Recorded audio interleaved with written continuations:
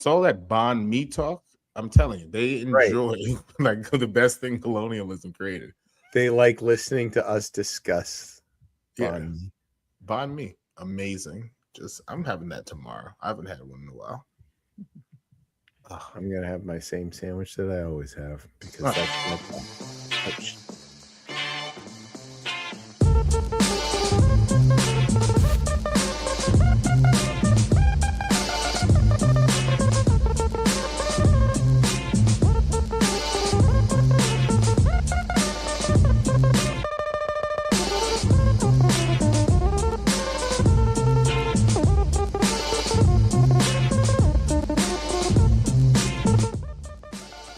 It is 9:30 on a Thursday night, and you're tuned in to Beltway Radio and Beyond, which can mean one and only thing. Ding, ding, ding, ding, ding, ding, ding, ding, ding, ding. I don't have the bell. Where the hell's the bell? I'll have to explain about that, but yeah, no bell. I don't have the bell. I'll find the bell. No bell. No fucking bell. Crazy. No bell. Been gone all this time. When we come back, sans bell. Yeah, well, so my mother-in-law got injured, and we had to give her the bell as a means of summoning us. There you go. Wait, hold on. All right. That's fine. I don't remember which bell it was, and there's one bell that I'm hoping. So I'm assuming it's not. Do you have that bell, Brian? I have that bell. Okay, all right, everybody, it's okay. All right. And if Bell to rule all the bells. if you've been watching this for a long time, which I was kicking it with Drew Dave, a week ago actually, and he was so surprised. He was like, "You still do that show?" Yeah.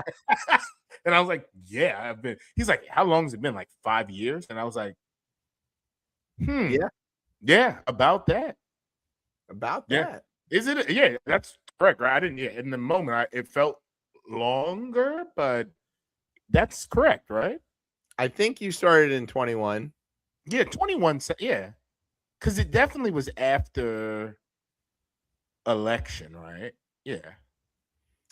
Because because then I'm thinking of Afghanistan and that because that's this time in 2021 around here, August, end of August, right? Or do I have those dates? Yeah. off? It was in the summer. I think It was summertime. That's for sure. It was definitely summertime. I feel like it was end of August. I think we had our first time together in studio in like July of that year. that sounds right. I think Yeah. you started in maybe in March of that year. So there you go. Yeah, crazy. Hi, I'm Chip. Wow. Who are you, Tez? you just told him. Welcome to ChipChat. Clearly, we've been off for too long, actually, and I never say that. You never say that. Yeah, we were off for a couple weeks. We were on assignment, and we're back. We're back. But this is a special edition of ChipChat, in part because we have a guest this week from Huntington West by God, What the Virginia. Yeah, what the flock? Us? Yeah. So we do have a guest crazy. From West Virginia. Lenny is going to join us to talk about the Get the Flock Out of Huntington West by God, Virginia. I just caught up on this. Oh, you're late. Yeah, it's insane. This is very up Tez's alley. This should have been this police chief and this mayor. Like I didn't like a lot of the things they were saying at all. Like, and there's one crucial plan with any of this stuff that and obviously we'll get to this, but there's one crucial plan that you should have that they were just like, boom. It was crazy. Yeah. This is insane. So I'm very excited to talk. We're gonna find out about these flock cameras. You're gonna recognize them. You're gonna see them in your neighborhood if you haven't already, and they are diabolical. So we are definitely gonna talk about those. So yeah. Also, we've got voting in Virginia, which is going to be good. Voting rights in Virginia, I should say. Trump is attacking preschools now, and not just with bombs.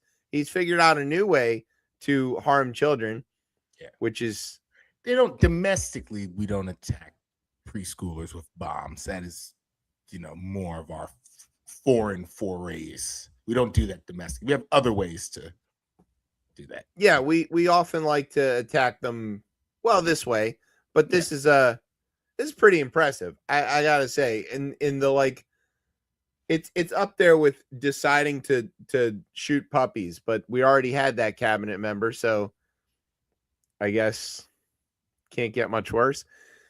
And Waddle da. It's gonna be a lot of stuff. We're gonna have headlines. We're gonna have stories about Congress.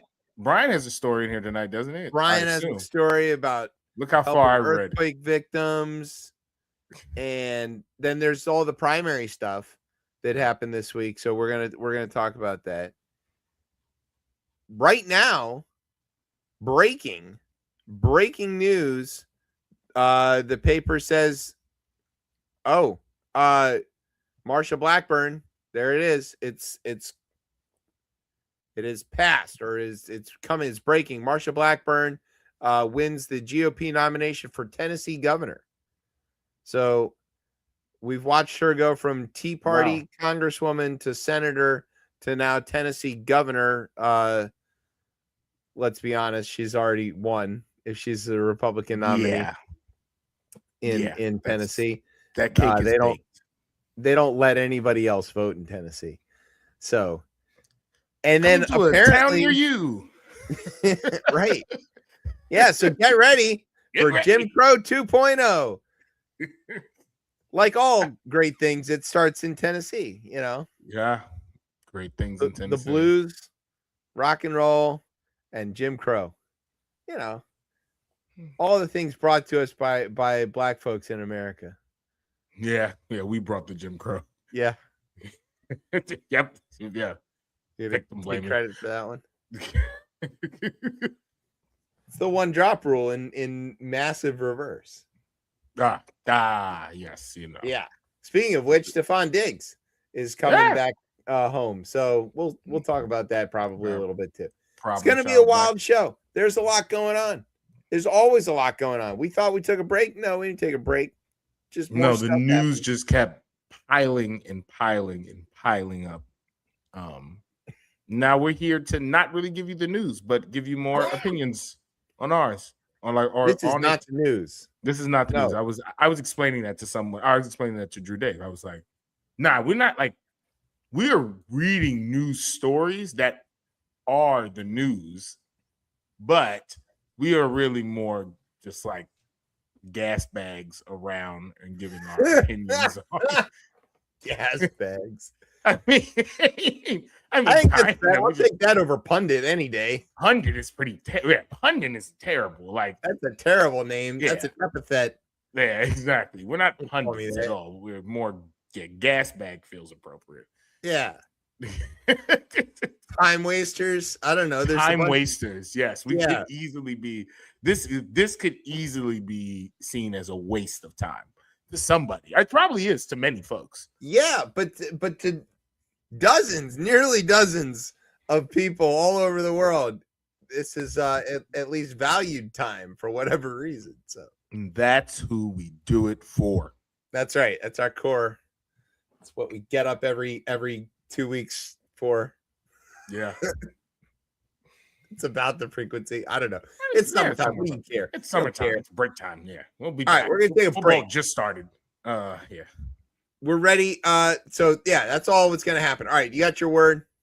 I have my word. We're already over time. What should my word be? Yes, I have a word. Okay.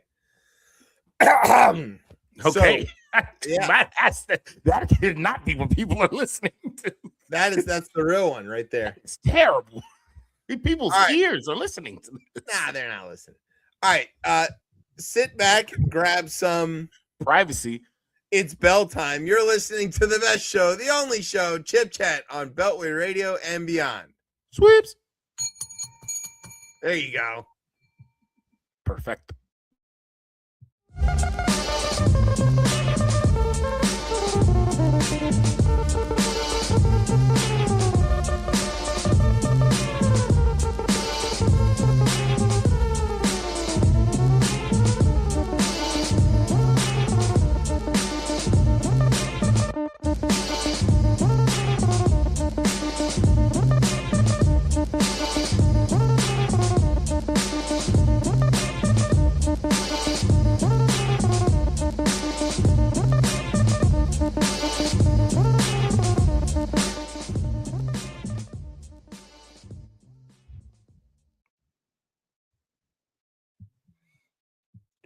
Welcome back to Chip Chat, everybody.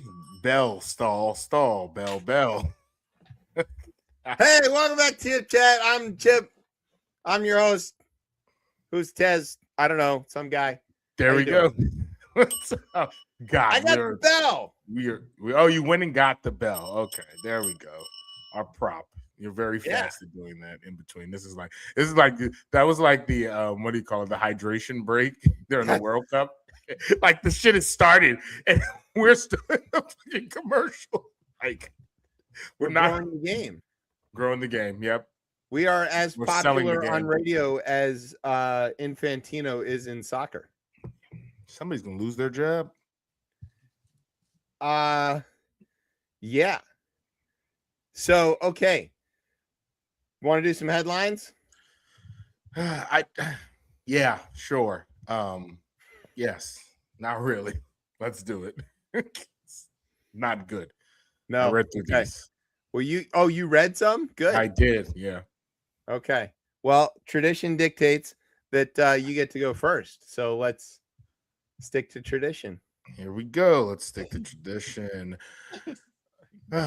The attending doctors in the Senate made news this week when they announced that Mitch McConnell is still dead. Not true. Also breaking tonight is that he's apparently not. Exactly. It's not true. Released from rehab. He's out. Hey, we've all seen Weekend at Bernie's. All right. Mitch McConnell. It didn't come through very well. We'll have to replay right. That's whatever. That's hang on. We'll do it. We'll get a chance. All right. So speaking of the Senate, Todd Blanche spent the week learning how to lie in written form. Learning. Yes. The Senate has several items on their agenda, like funding the government, confirmations, and of course, the early bird special at Denny's. Yes. The average age in the Senate is 96. At Camp David this week, Trump accidentally read a newspaper and found out that there was a munition shortage in his Iran war. That's it. That's it. That's the story. It's just it. Yep. Angry about the shortages, Trump questioned Pete Hegseth, who had to interrupt his testosterone therapy just as he was about to feel like a real man. Yes. Yep. In a fiery response, Secretary Kegstan relented that not only was the military running out of ammo, but that he too had been shooting blanks for years. I don't know, Ted. You take testosterone? No. No. Take testosterone. That seems kind of crazy. I mean, you know. Yeah, shouldn't. Did you ever feel the need to like? No. That is artificially. Artificial. Yeah, that doesn't feel. To being a man. I didn't see that coming. But neither could be. It's a different way to get your testosterone. Different way. Okay. Speaking of okay, RFK Jr. quickly offered to count the remaining sperm, but was distracted when Jimothy the raccoon ran by. That's true. In music, Ariana Grande released a new video causing everyone to comment on how she used to be venti. That's a coffee joke. That is Grande, venti, yeah, she's too skinny, something. Our writers suck. Yeah, pretty bad. Colorado's on fire. Yep. Or as Brian calls it, Bobert season. That's true. Calm down, Brian. Back in D.C., Janine Pirro dropped her case against the, quote, vandals that attacked the reflecting pool when it turned out that she would have to present actual evidence. Vandals is now who Chip blames when he doesn't finish a project at work. In fact, the vandals are in the room right now. Yes. Try it out. It works really good, right? So Just somebody's blame like, the "Wait, vandals. how come you didn't get this done?" You're like, "It was the vandals. I did it, and then they came and cut a 350-foot gash in all the work I did."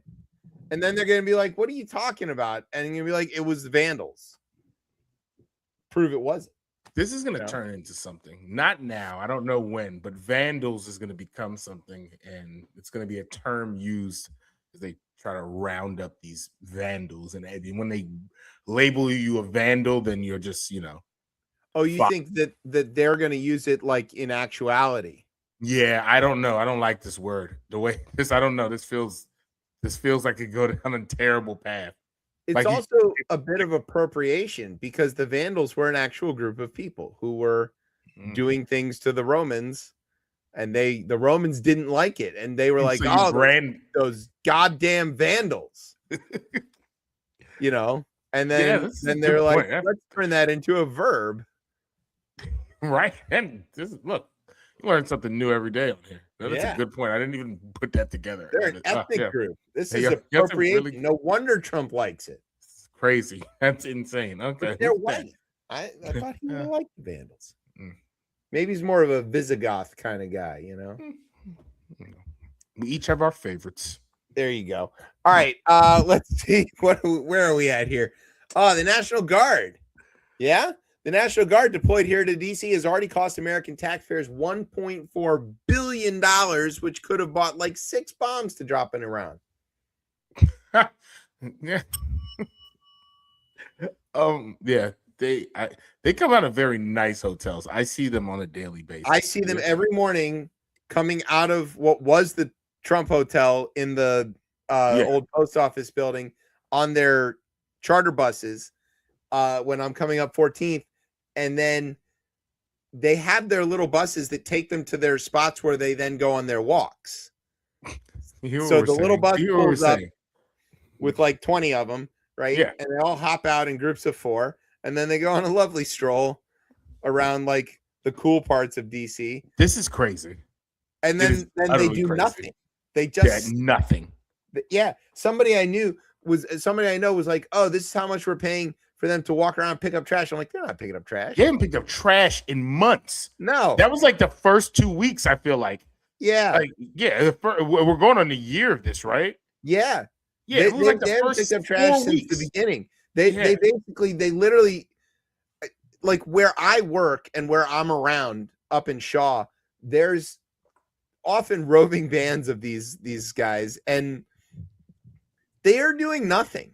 They just walk around, and then I got them doing something. Hold on a second. I got them doing something. Hold on. Oh, so, Brian, don't disrespect the troops. So I saw them doing this. Oh, there you go. Yes, that's not disrespectful. That's is that AI? It is AI. Okay, get this out of here. Yeah, they're playing a video game called Epic Furious. I was looking at this. I was like, hold on, what? That's not real. That's not. I did see them playing chess with the elderly in Southwest. Okay, that's worth at least. I feel like we could take the same amount of money though and actually put that to other programs to give other people jobs that could go play chess with the elderly. Because I'm pro chess with like. I'm pro chess in general, but yeah. The elderly in particular. Exactly. I was like, hold on. If you couldn't tell from looking at me, I'm pro chess. Yeah. But see, like Brian could be thinking like pro chess is like with the T at the end and the chess. I'm supportive of that too. That's exactly supportive. But yes, that's I'm good with that. I just think we could do it a different way, and that seems like we could create jobs that way. I don't know. $1.4 billion could pay for a lot of Head Start teachers. A lot. We'll get to that. Yeah. Moving along. Okay, where are we at? Right. Ohio Congressman Max Miller, who is accused of child abuse and domestic violence, went on CNN to sigh at and argue with Jake Tapper. That's true. If you want to watch an example of how to not try to save your career, go watch that 25-minute interview. It was a train wreck, doesn't even begin to describe it. And he's from Ohio, where they're used to train wrecks. All right. Let's see. Miller said that his daughter told him that she was afraid to go to mommy's house. Tapper asked Miller about the kid saying that she was afraid of him, right? He's like, yeah, we've heard that she's afraid. She tells everybody, I don't want to go to daddy's house. And Miller was like, she's only 2. She couldn't possibly put a sentence together. And that is why the Ellisons want to buy and kill CNN.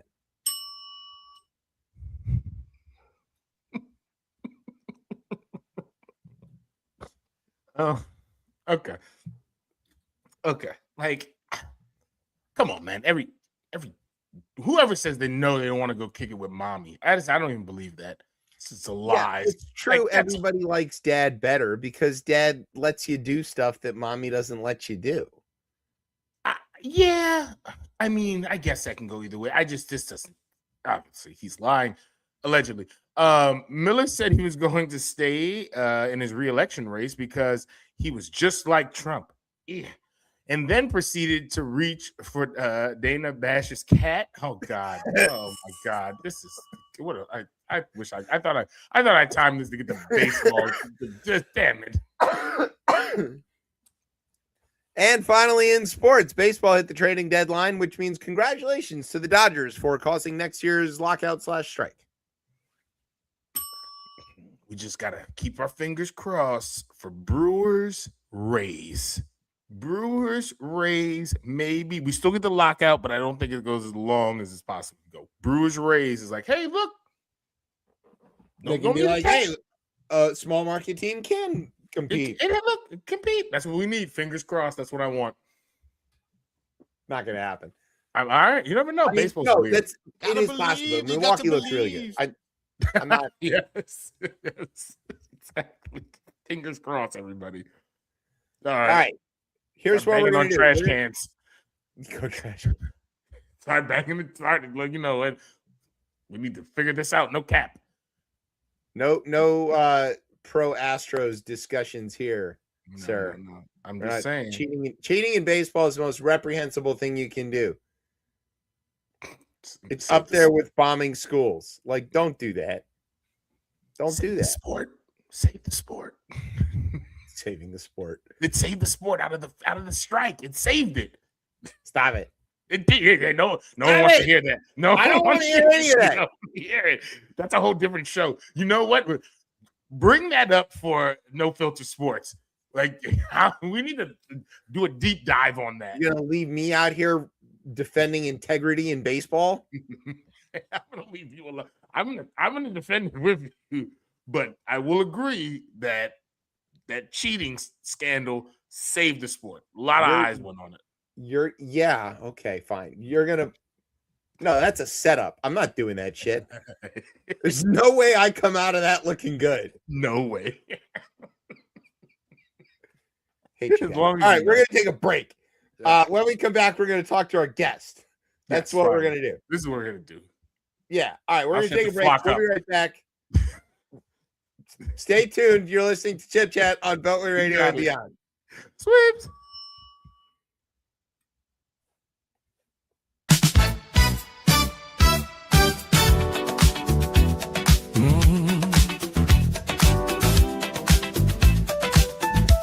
Before you hit that door, baby, you better check that curl. Cleavon told me so.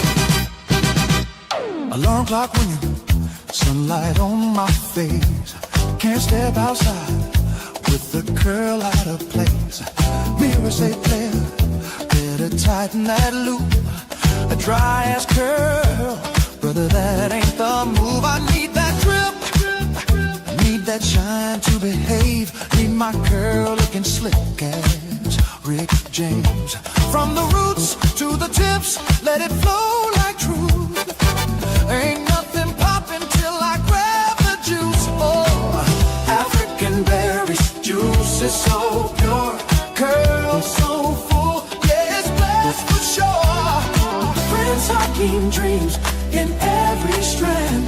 but without them chemicals messing up my hands. Get the juice, get it, to keep your curl loose. Strip so clean, shine so smooth. One splash hit and you know the truth. Get the juice, to keep your curl loose. From the crown to the roots, ain't no curl curling without the juice. Keep your curl juice. Yeah.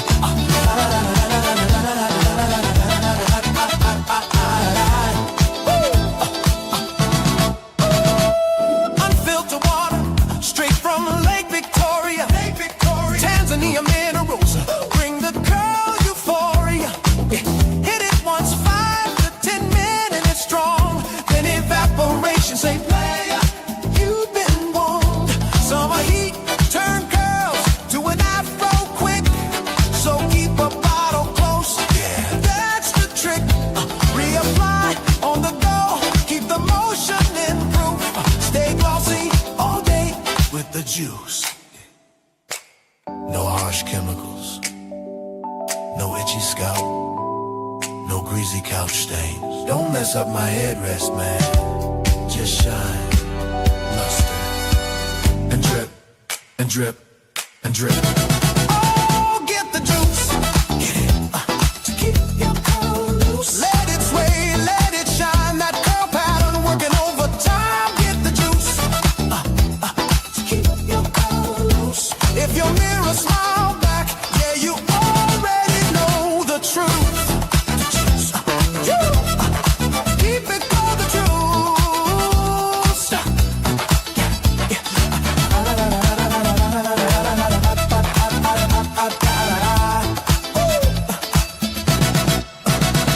The juice. Keep it close. Stay ready.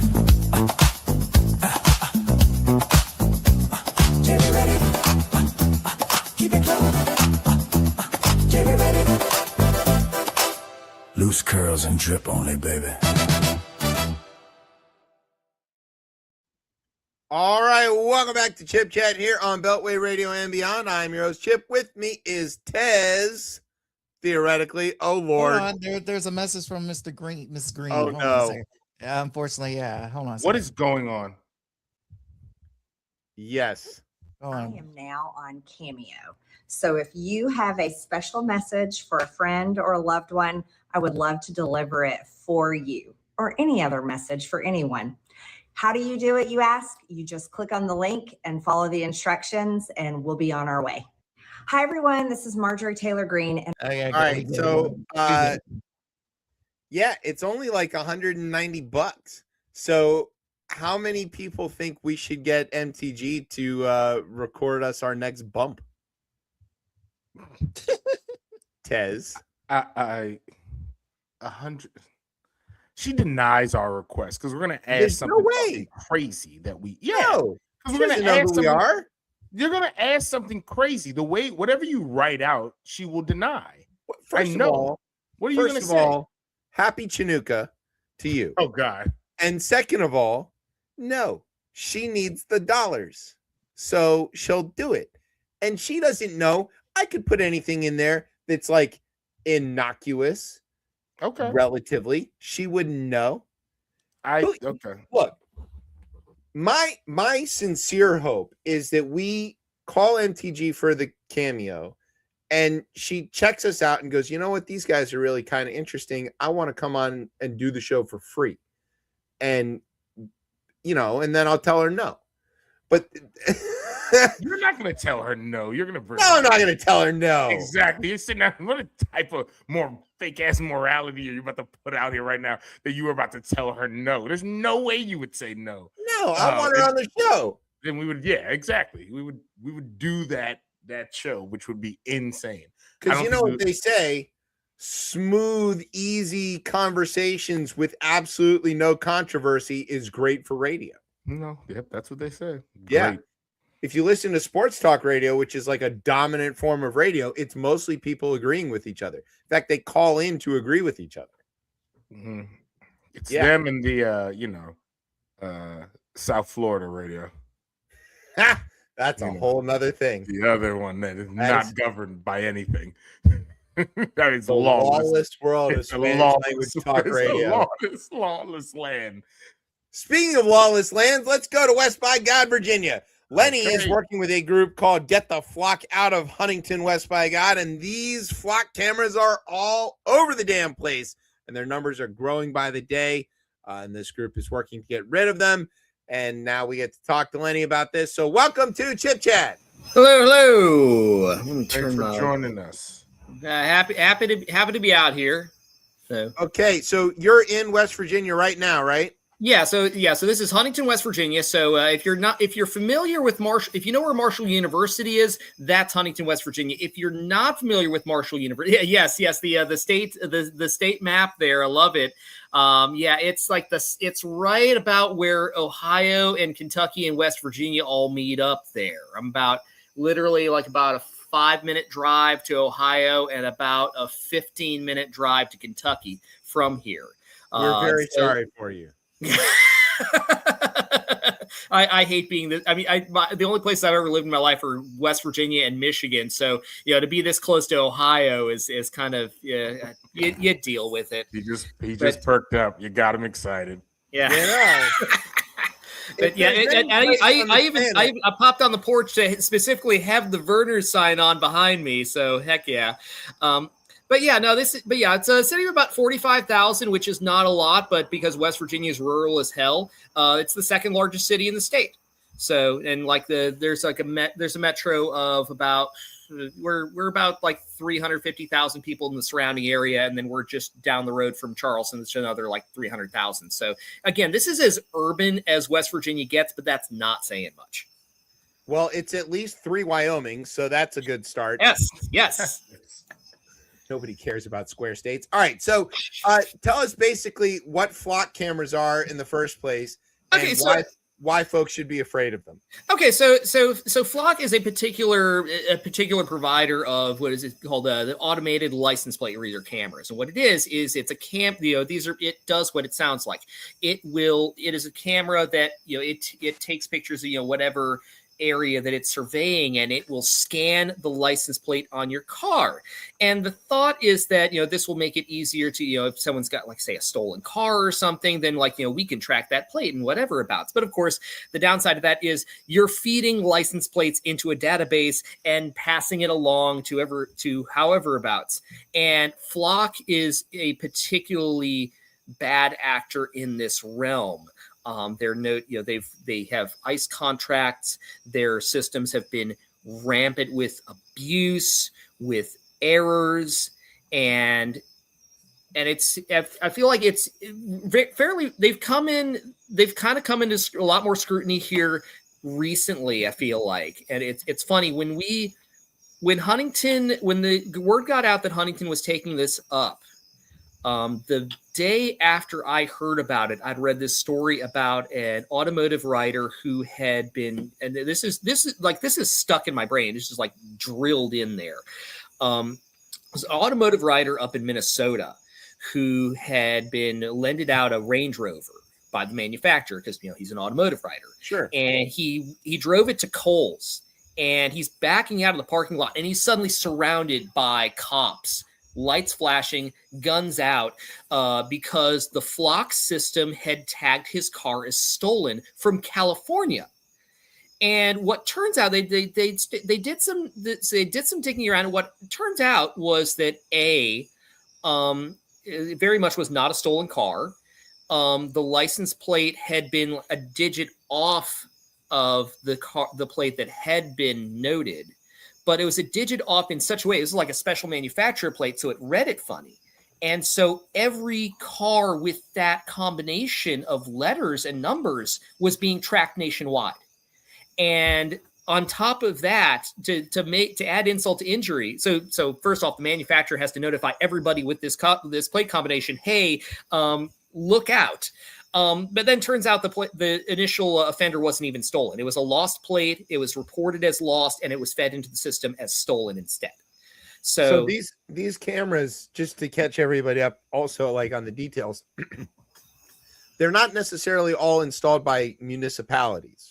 No, and that's there. It's because and I will say Ashland, Kentucky. It's about 20 minutes up the road. The municipality has installed them. Morgantown, West Virginia, they've got them up there. But then Lowe's has a contract, so you can go out to the mall, and Lowe's has one sticking right up there in the parking lot. And there's other ALPR cameras through other firms in the area that have them set up. The Speedway gas stations in town have them. The Krogers have them set up there. But what happened with Flock in Huntington is, again, this was apparently like this was kind of snuck in under completely underneath everybody's noses, but they'd been working on it behind the scenes for months, and then finally got it into a council committee meeting in late June, and it was taken up in wound up being mid-July as a resolution, not like if it's an ordinance, then you have to have your first reading and your second reading, but it was a resolution to approve the contract. They had already written the contract up, and it was just the one meeting to approve the contract. Like the city literal, like the population had like a week's notice, not even. And this is a contract for the municipality itself to install them? Yes. This was a $2.1 million contract over 4 years for Flock safety cameras, plus another, I think, $70,000 for 2 years of tech support.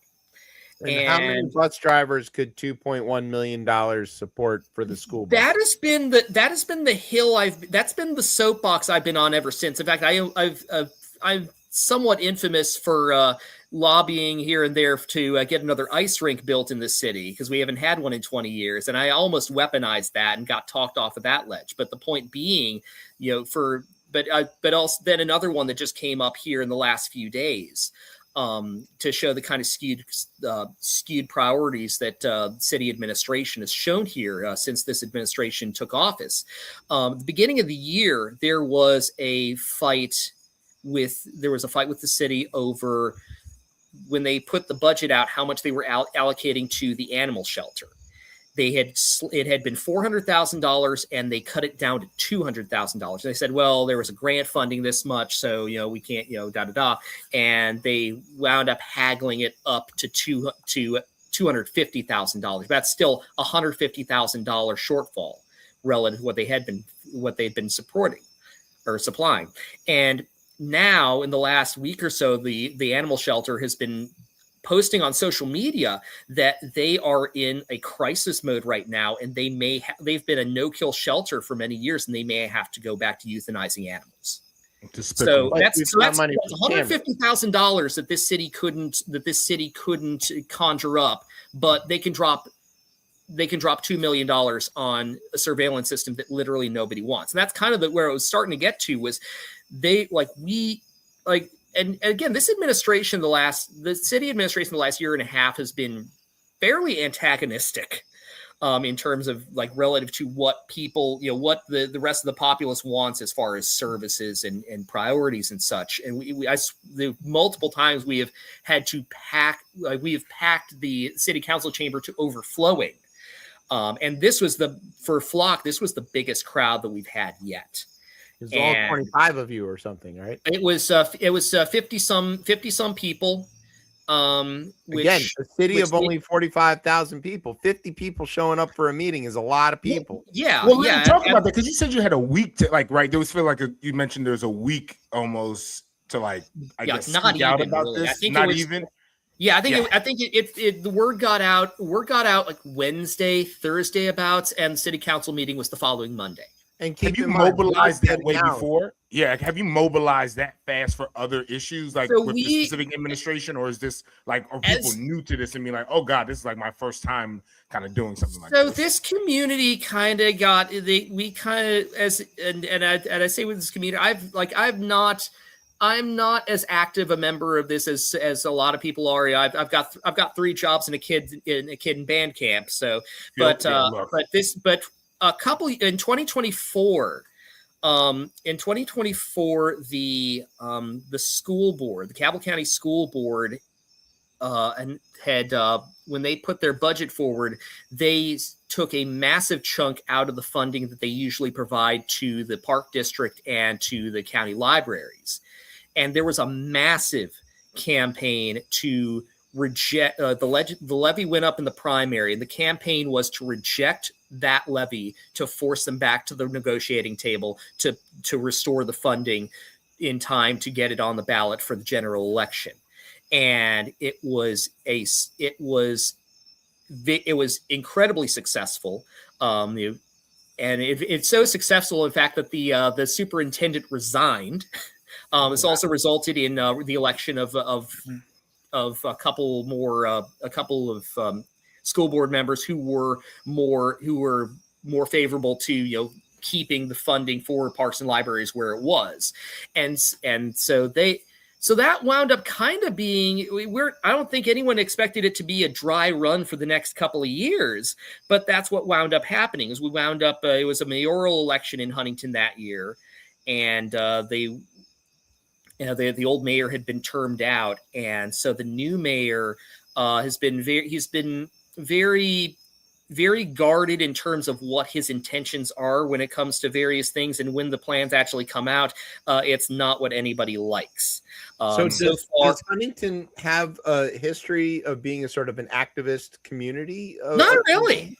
That's the thing. It's not huge. I mean, there is a history, but it's not, I think, to the extent that it's been here. Like, I think we had a 3-term mayor here, Steve Williams, who, again, the one who's just termed out, but he like under his administration, I think there's really a kind of a culture of kind of cooperation, a culture of kind of building together that really built up. And we went from that to somebody who was very, just trust me, bro, I know what I'm doing. With things. But I mean, again, he's been in office for about a year and a half, and in that stretch, he's talked about cutting library spending. There was a homeless day shelter that he basically made it sound like he was going to cut the funding for it entirely. No, he just wanted to reallocate the funding to a different, brand new shelter because they didn't want to work with the city mission.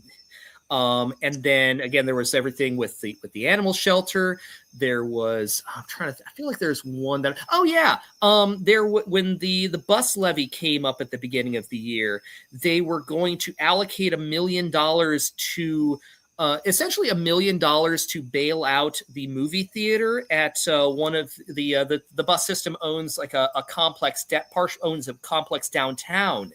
And they were going to allocate $1 million to bail out the movie theater there, essentially.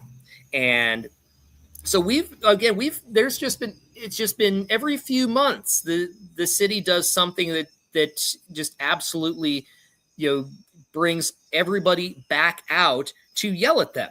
And this with the flock situation, it's the biggest response. It's been widely bipartisan.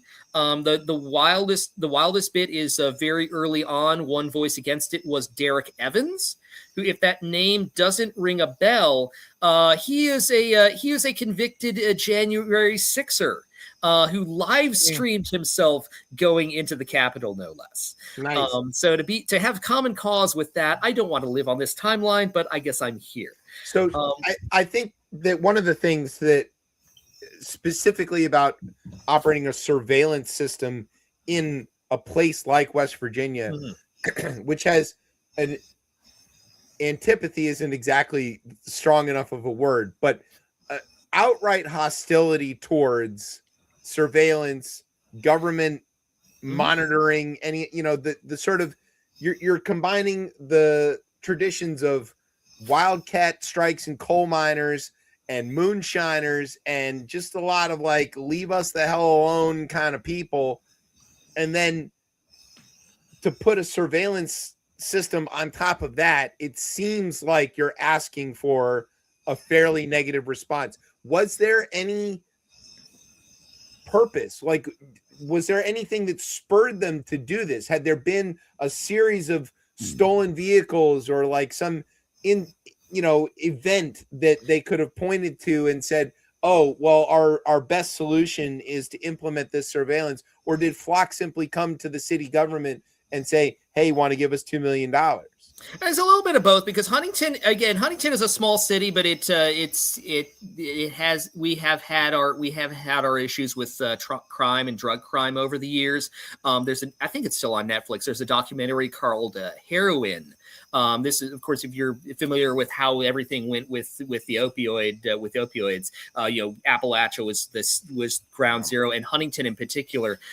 There was actually a documentary crew following some of the responders to that in Huntington, and they happened to actually be on site when Huntington had, I think it was like 23 overdoses in the space of like a few hours.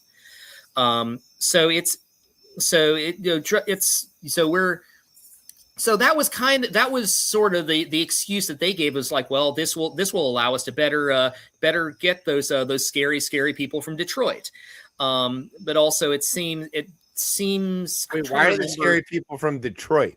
Well, that's all. Well, I mean, to be perfectly honest, like when you talk about drug trafficking in Huntington, like Detroit and Columbus are kind of the two main cities that you hear stuff about, because if you look on a map, it's a straight shot north.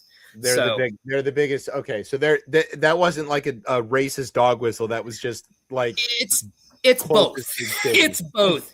Yeah. Because it's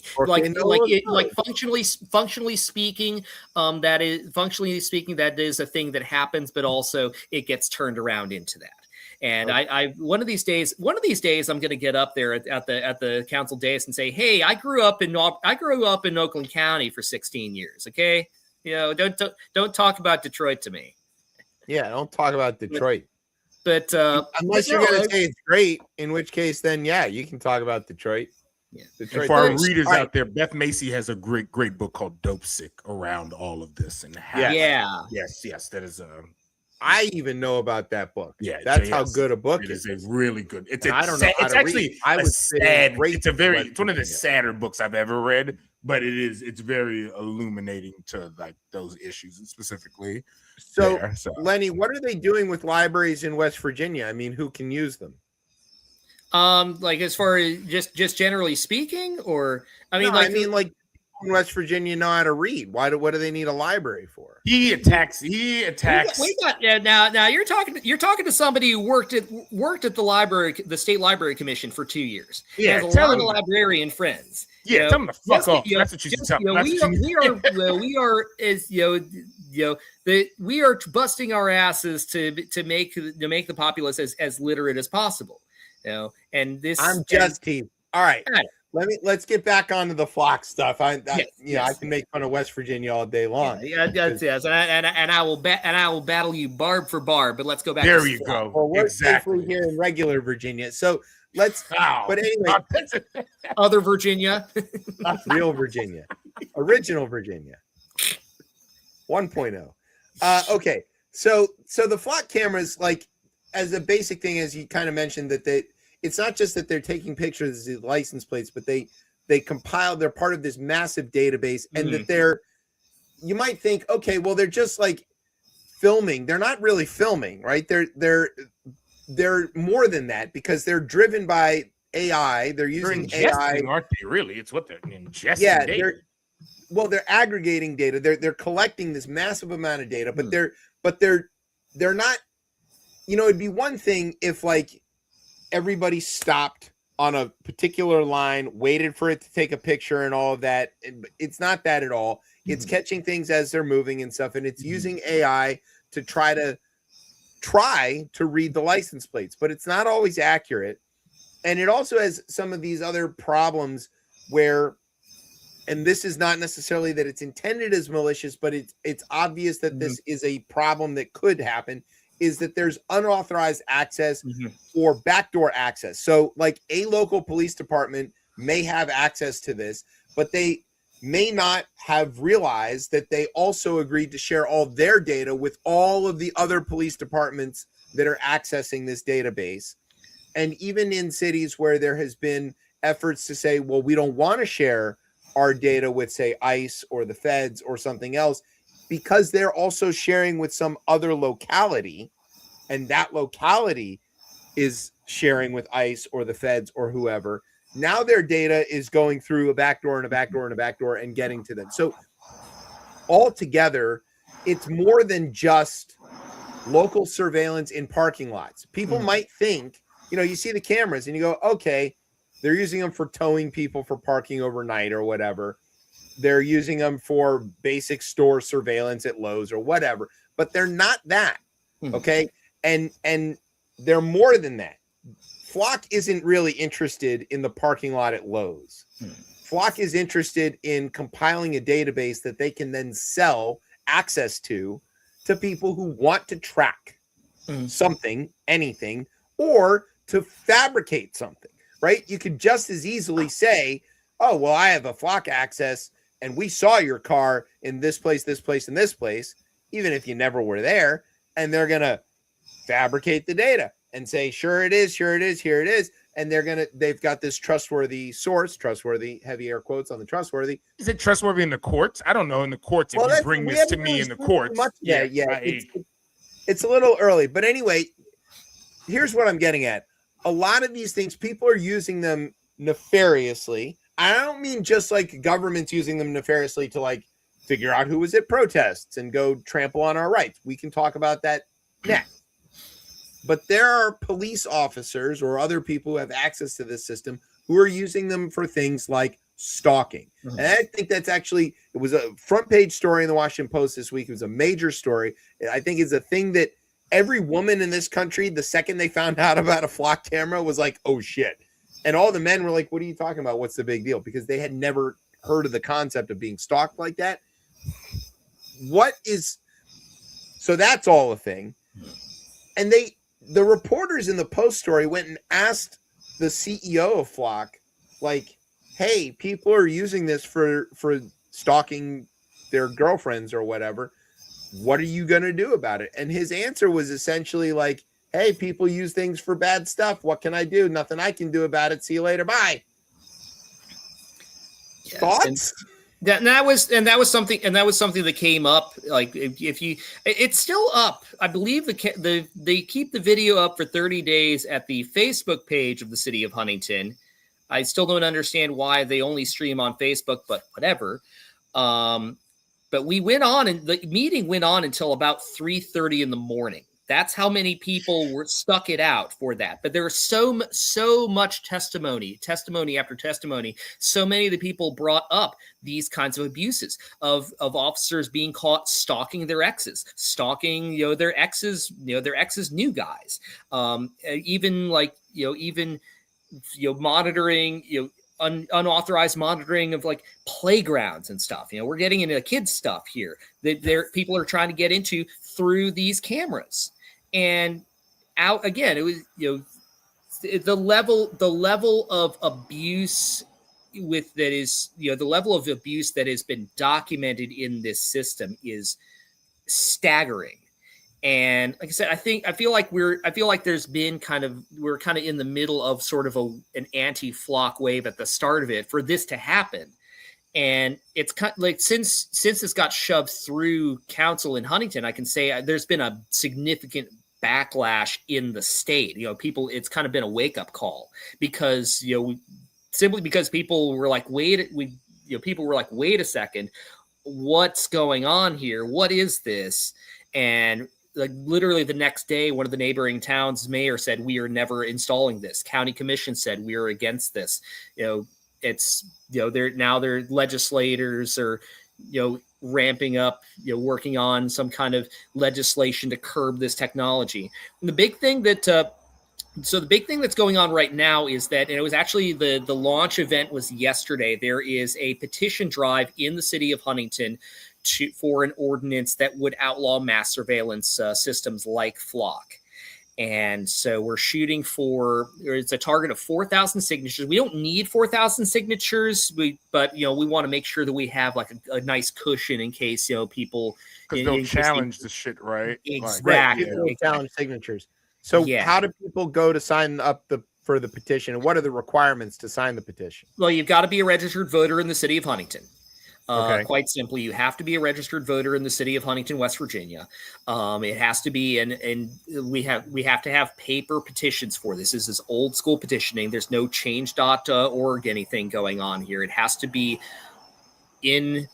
on paper, in ink, legible. Yep. And so it's a proper canvassing effort attached to this here to get 4,000. Where can people go to sign the petition? Is there some sort of central office or somebody's, like you just got to wait for somebody to come knock on your door? No, I think there's going to be door-to-door efforts. I think there's going to be like some central locations. I host a trivia night, actually, a couple of trivia nights in the area. Actually, I just came back from one in Barbersville. But I have one in Huntington proper, and I told them I'll bring a petition by at some point for if any of the regulars that live in town, if any of the regulars want to sign up for it, because it's like there is such the sentiment against this is so strong. It's really quite staggering.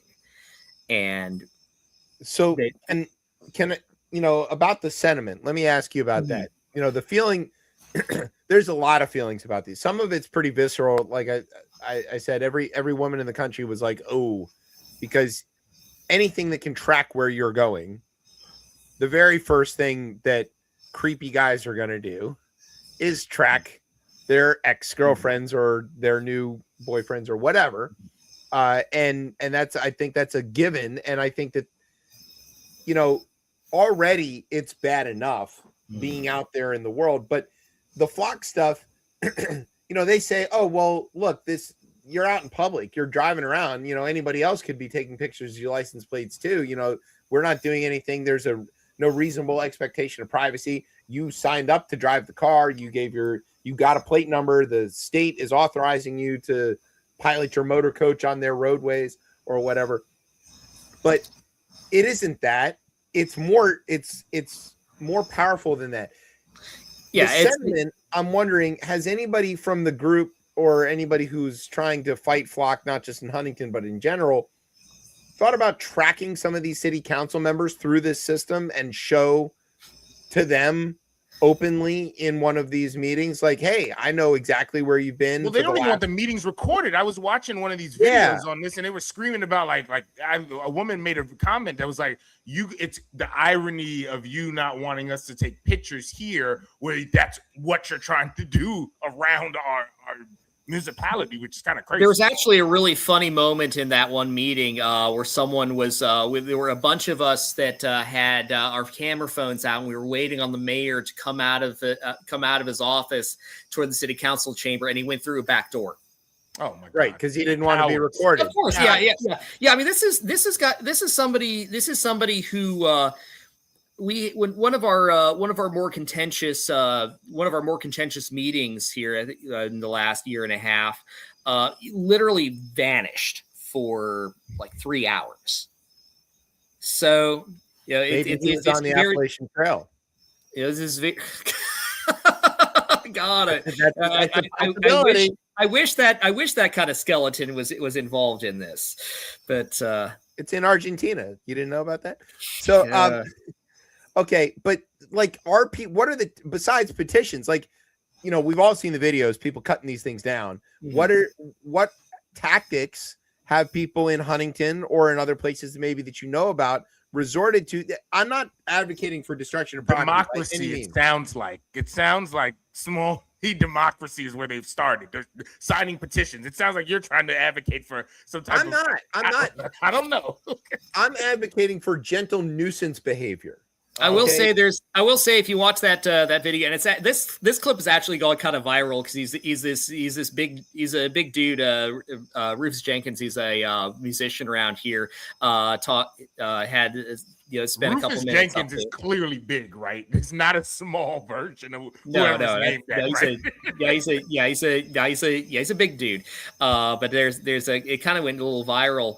where he's on his spiel and he's like, all right, it's like, I'm wrapping up. I just want to say that each of these was like 3 pounds of copper and 2 pounds of gold or something like that in them. And something like that. Quite a few people brought that up, that these things are full of precious metals.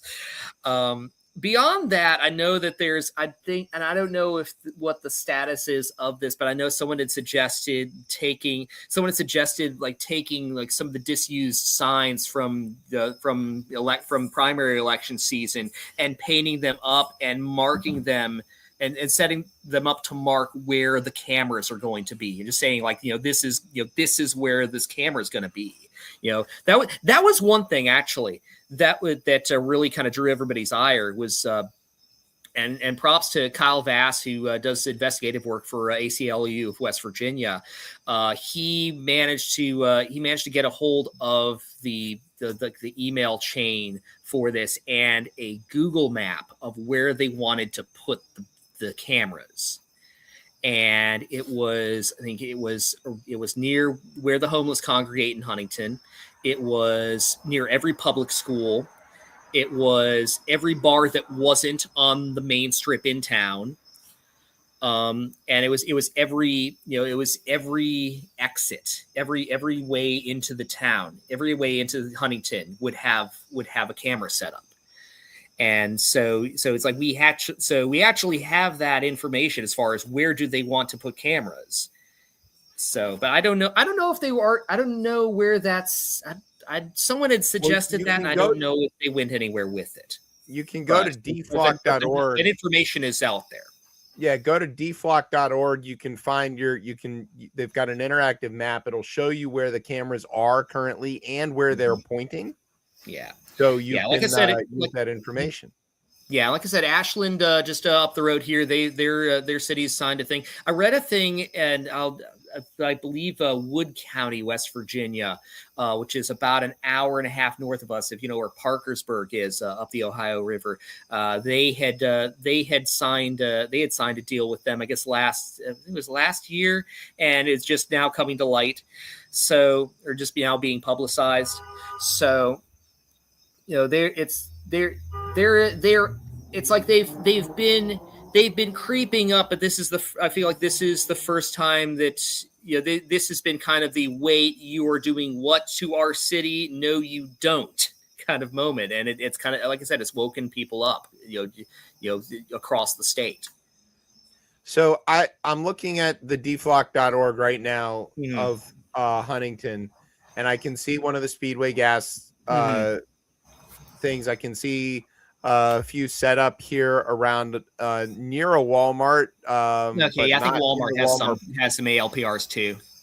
Yeah, they've got maybe different ones, but there's some near a Pizza Hut, in a few places near some place called Brayfield.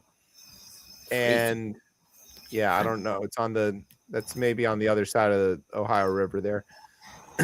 But honestly, suffice it to say, they're in several places. You can see where they might want to put more of them. It's a problem. And like I said, I'm not advocating for destruction of property, but there is probably some sort of nuisance behaviors that people could engage in to sort of poke fun at and demonstrate the problem of these cameras. I've seen people who hold up mirrors in front of the cameras and just stand there holding a mirror. That's not destroying anything. You're on public property. You might be able to do it that way. There's certain kinds of light, certain wavelengths of light that if you happen to shine them towards one of these cameras, it can damage the sensor. Don't damage the sensors of the flock cameras by shining a green laser at them. That's bad. Don't do that. And if you don't do that, make sure it's also not greater than 1 milliwatt, because that would be really bad for that sensor. So don't do that because it would harm the cameras. Now, one of the counselors that voted against this, Tia Rumbaugh, she had put forward she'd proposed some ordinances that would to regulate these. And I recall the biggest complaint that the city had regarding her ordinance was that the penalty for abusing the flock system was greater than the penalty for damaging the flock system. Yeah. Also, flock's liability on people misusing them incorrectly, according to their own contracts that they sign with everybody, is $100. That's what people have agreed to. So if your municipality installs these and, you know, your sheriff's deputy decides to use them to track his ex-girlfriend and she finds out about it and sues the city, and the city turns around and goes, hey, Flock, you know, your system is being $100. C note. And that was the biggest thing, actually, that was the biggest thing that came up from the counselors against this was the liability issue. Because again, this is so rampant for abuse that, you know, it's so rampant for abuse. And it's already, again, it's very clearly a privacy violation that city's going to get sued out the ass. And sure enough, within a few days, the ACLU West Virginia is representing somebody suing the city over this. So, like, all right, so they're all over the place, and we can see them. There's some of them over here by a Kroger, where there's a Wendy's and a Taco Bell and some stuff in that parking lot. So, you know, shopping centers is the primary place because you can't stop them from putting them on their own shopping centers. Yeah, so, I think all the Krogers have them. So yeah, I think that's that particular one. Right, I'm so starting to pull up else. I'm starting to pull up. Yeah, I wish there's a couple smaller chains that used to have a few more stores in town, but I'm pulling up now here. Let's see. Yeah, we've got there's that's on the Ohio. I'm looking at the map right now. I see there's a few there on the Ohio side of the river. That's Lowe's. That's the Lowe's cameras. Again, that's a corporate contract there. Let's see. Can we say categorically don't go to Ohio? That's probably a great idea. A thing I always have saved is I'm of course, you know, again from up that a ways. I adopted Detroit City Football Club and their supporters group years ago, back when they were still an amateur team and they were playing all these teams from like Cleveland, Columbus, Toledo, and the supporters group printed up a scarf for that season that just said in giant words on one side, "Fuck Ohio." Yeah. Every time Ohio does some kind of misbehavior, I just bust that picture out. Now I will say one of these there is an update, and I believe it'll be an update. One of these cameras there is right around the corner from me. It was at a Speedway that was just sold and is in the process of being rebranded. So we might have one less ALPR in the city of Huntington. But let's see. They're all over the place. So there's one. Let's see. There's one here. It looks like is that at is that CVS? I'm trying to get my bearings as far as what is at that intersection that this one I'm looking at here is. It's like in the city there's a few scattered. Again, there's ALPRs, but they're not necessarily flock. They're not necessarily the flock system. But again, if you go over to Kentucky, it's like chicken pox. So yeah, I can see. I'm looking at them all right here in near around Lexington, for example. There's just an absolute ton of them. Yeah. So yet another reason not to go to Kentucky. Also, the thing. I mean, there's. Don't say that. Yeah, you're allowed to say that. No one has to follow what you're saying here. Okay. Okay. Yeah. Some people are allowed to like what they like.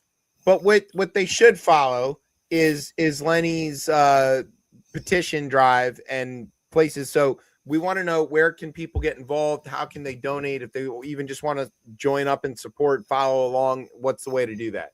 So the campaign is going by GTFO Huntington. Get the flock out, Huntington. So search that up. I think let me double check if the Instagram handle for it here. I think that is what it is GTFO Huntington.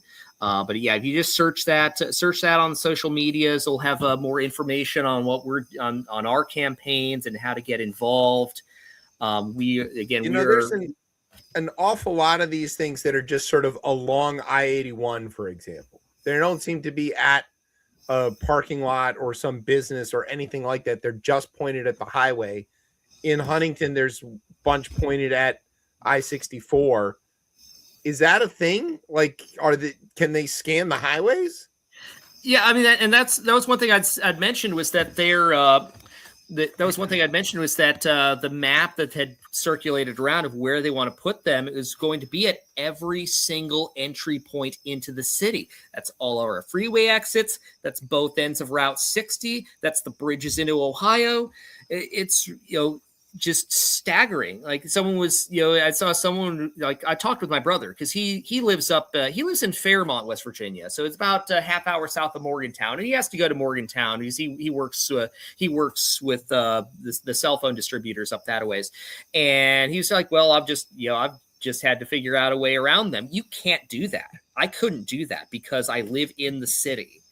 There would literally be no way in or out of the city of Huntington without passing one of these. Like that was a very early thing, like a very early kind of knee-jerk response was a lot of people saying, well, if this happens, I'm not going to enter Huntington for anything. I'm not going to go downtown for anything because I don't want to drive past these. So kill the economy. Kill the economy. Exactly. Crazy. One thing America loves is green.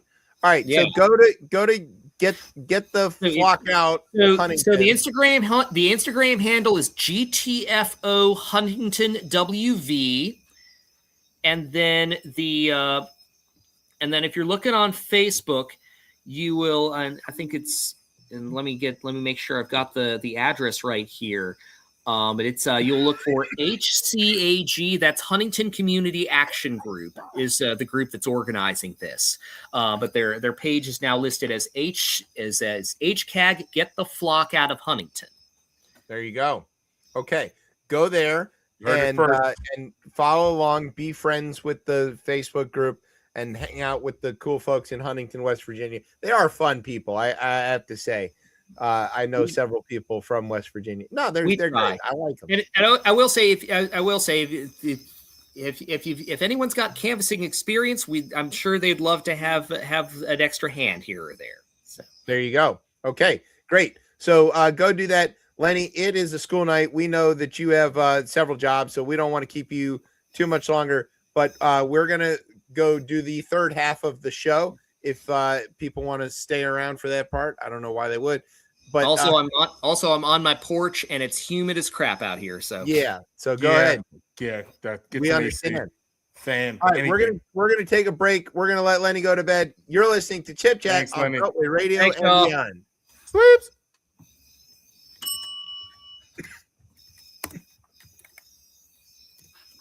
Chip's choked up.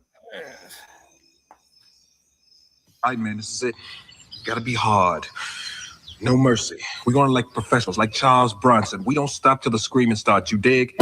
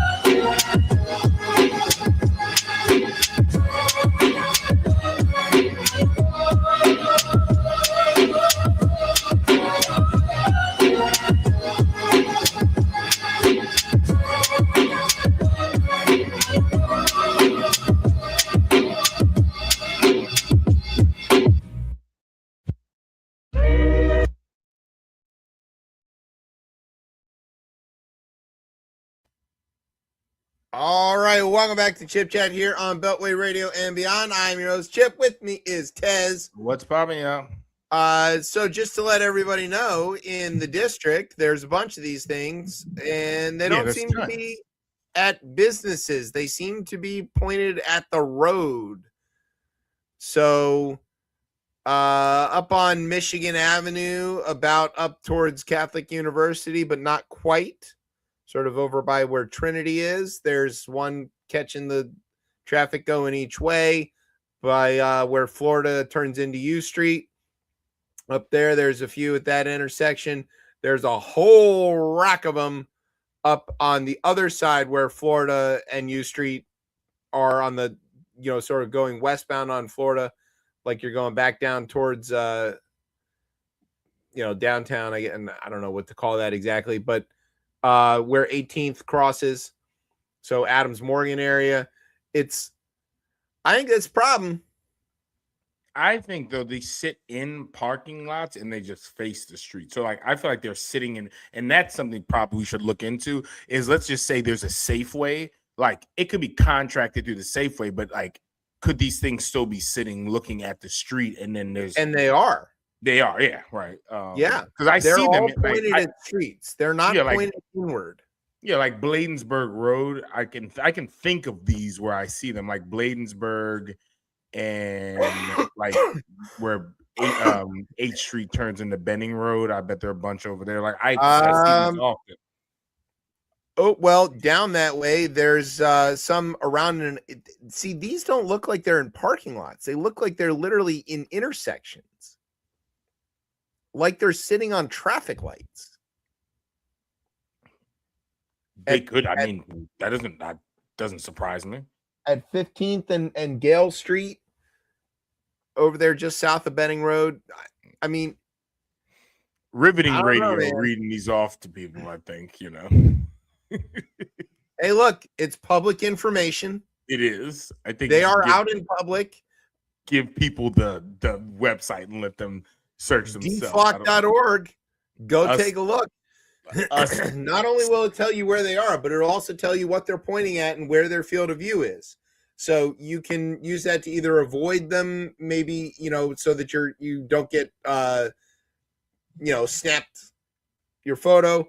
But also if you wanted to approach the camera, from which side might you be safest to do that?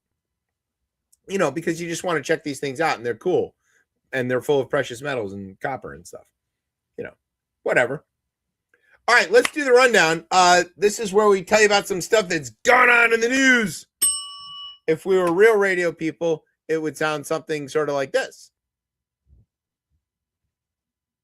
From Beltway Radio and Beyond in Washington, D.C., I'm Emmy-nominated TV newsman and just bona fide sexual beast, J. Scott Smith. And this is the part of the show where I tell some stuff about maybe not me, but somebody else is going to tell some stuff about what's happening in the news. So what's going on in the news, fellas? All right, thanks, Jay. Go check him out. Channel 4 in Detroit. Great reporting. I've been watching a lot of his clips. There you go. He's a dynamite reporter. Yeah. All right, let's talk about Virginia, the real one, not the West one. So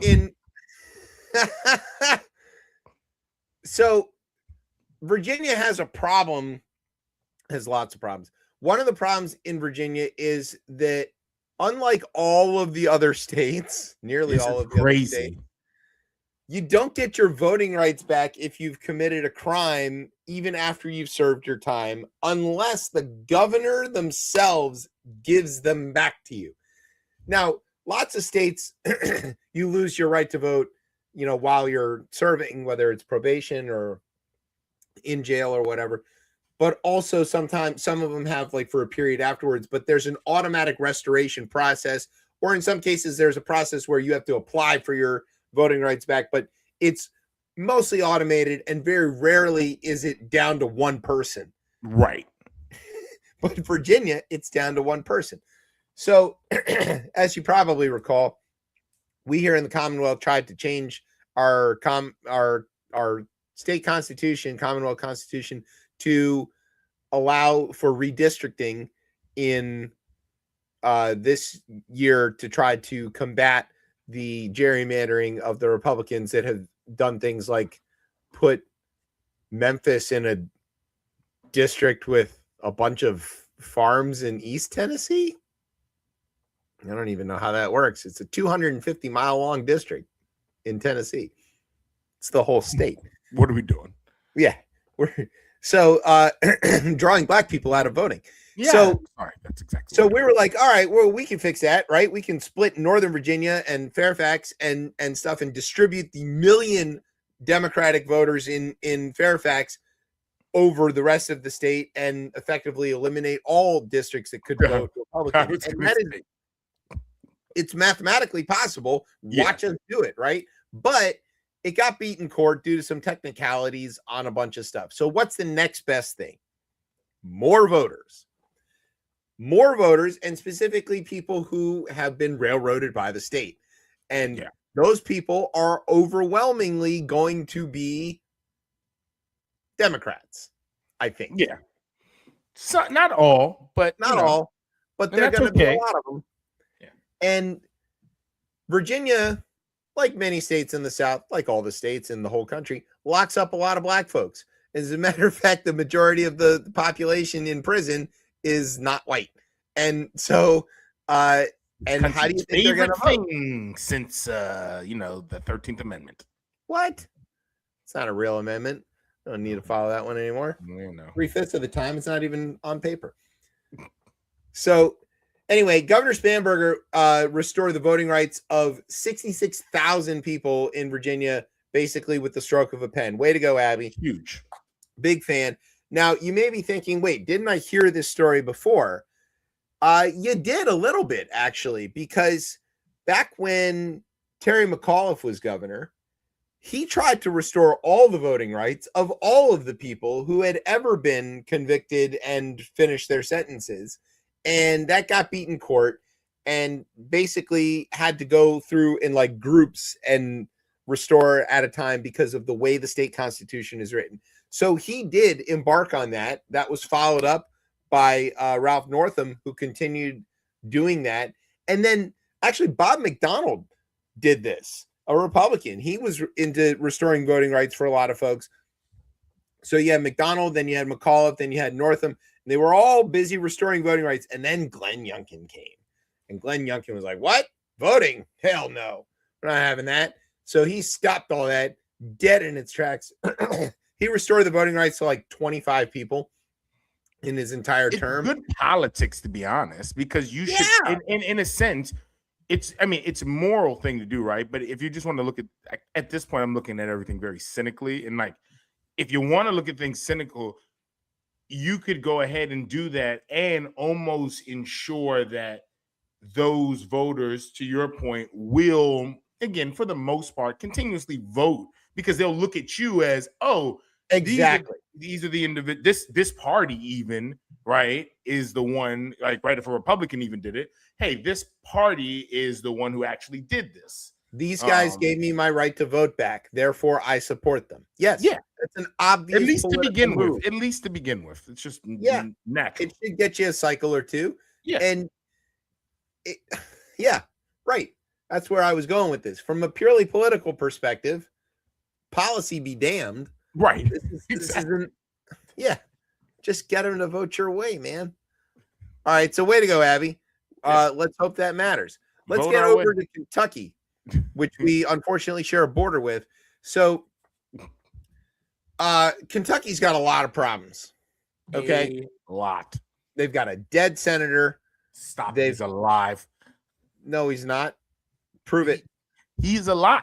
He's alive. He's been discharged. Yeah. Into hell, I guess. What? Discharged. I don't believe that. I don't believe anything that Turtle says. No, okay. So Kentucky's got a lot of problems. Their economy sucks. They basically can't get out of where, well, economically they can't like separate themselves from coal. They're in the middle of a black lung epidemic that is somehow increasing. They have no hope and their population is shrinking drastically. They're in a bad spot. So you would think that the elected officials of Kentucky, laser focus, Huh? I said laser focus. They should have. Laser focus. You'd think one of the things that old Mitch McConnell has always been great at, is bringing home the bacon. Your job as a congressman or a senator is to go get federal money for your district and for your state. And your Didn't he stand with Biden for an infrastructure project? Is that am I misremembering that? No, he did, right? No, you're definitely remembering that correctly. So you would imagine, like, think about for a second if there was a congressman from Kentucky who spent his time in the Capitol trying to dictate how the budget of, I don't know, New Mexico was put together. People in Kentucky would be like, yo, pay attention, guy. We sent you there to focus on our stuff, not on what they're doing. We don't care about what they're doing. Focus on helping us. Seems reasonable. Seems reasonable, right? Enter one James Comer, chairman of the House Oversight Committee and a bunch of other dumb shit. You know, the committee to fuck with the district. He has a bill literally to fuck with the district. It would, if it was passed, which it has not gotten through the Senate, obviously, or I don't think it even got a full House vote. It would allow Congress, or not even allow, require Congress to approve and validate the budget of the District of Columbia. Now, if you are old enough to remember prior to 1973 and before Home Rule, that's how it was. And so, commission. Yeah. And the district could be like, hey, we need to raise parking meters on, this rate by a nickel. And some congressman from North Dakota could be like, nah, you're not doing that. And to some extent, that still kind of exists, right? Yes. The Senate can stop the district dead in its tracks on nearly anything because despite there being 700,000 American citizens in the District of Columbia, they cannot regulate their own budget. Now, post-1973, as Home Rule sort of expanded, one of the things Congress learned is they could save themselves a lot of effort and not do this and not be involved in the local politics of running the city that they occasionally visit when they pretend to work. So they were just like, go ahead, district. If you do anything too wild, we'll come in and do stuff.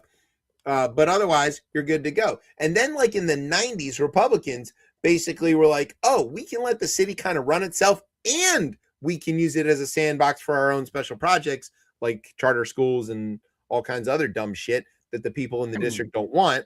Nick, I mean, they've been doing this for years. Nixon did it. This is nothing new. Right, but this is a little bit more extreme, and it is also way taking your focus off what you're supposed to be focused on. I don't think there's anybody in Kentucky who sent James Comer to Washington and said, your job is to clean up that city full of 700,000 people who are not your constituents. It's not like he was like on his way. He was getting on the train to come to Washington, right? Because they're still riding trains. And he's like, I'm going to go get you all of the federal representation that you deserve. I'm going to make sure we get extra money directed towards funding schools and the firefighters and all this stuff. And some voice in the crowd goes, no, James. I don't want money for firefighters back home. I want you to go there and tell those people in that city that I'm never going to go to when they can pave their roads. And James Comer was like, you know what? You're right. Aha. Right. Yeah. Epiphany. Can't say epiphany. Nobody in Kentucky understands that word. He goes, I'm not going to go and get you your federal money. No, you're right. I'm going to go fuck with the people of the District of Columbia because that's what my constituents want. It's very stupid. He got asked about this in the committee. I'm trying to find where this conversation goes, but one of the other Congress people asked him, like, did your constituents send you here to go do this? And he's like, I care about the District of Columbia. And she's like, that's not what I'm asking you. I think she was from New Mexico. She goes, that's not what I'm asking you. I'm asking you, did your constituents send you here to go police the District of Columbia? It's a crazy thing. It's racist on its face. It's clearly a reaction to Janice Lewis George winning the primary and Comer and his ilk figuring that they no longer had somebody that they could play ball with. I don't know that they don't have somebody they can play ball with. That's I don't think. That's the thing. I don't necessarily agree with that, or if they think that way, I don't agree with it. I mean, it's clear that what. When they threatened to do this in the past, or coming out of the 90s, right? There was around the budget specifically, they put the heavy fist down. I mean, in the past, there was a reason given, and illegitimate as we might think it is. They was more. It was more legitimate than right now. It feels like it's one of those I don't want to say a wedge issue or anything. It almost feels like this larger thing about Democratic mayors. And to your point, this is the one place that you can really kind of get away with this. I mean, if we're being honest, and I think people should prepare, whether it's this bill, and I think you might look into I don't know. It depends on how it depends. I mean, there's no way the way that Trump has kind of pissed people off in the Senate, does anybody give him a win if this even progresses anywhere? I don't see this getting passed anywhere. Maybe, I don't know, maybe in the first term, if they really let's say Muriel went a different route, I could see them possibly getting something like this passed in the first term. But in a lame duck session that they're most likely approaching, right? I mean, I don't see this getting passed. Well, so here's some minutia for local things, and I'm going to ask you your opinion as a DC voter. But in a letter to Comer, Council Chair Phil Mendelson pointed out that Congress already has the power to veto changes in the tax code, right? Under the Home Rule Act.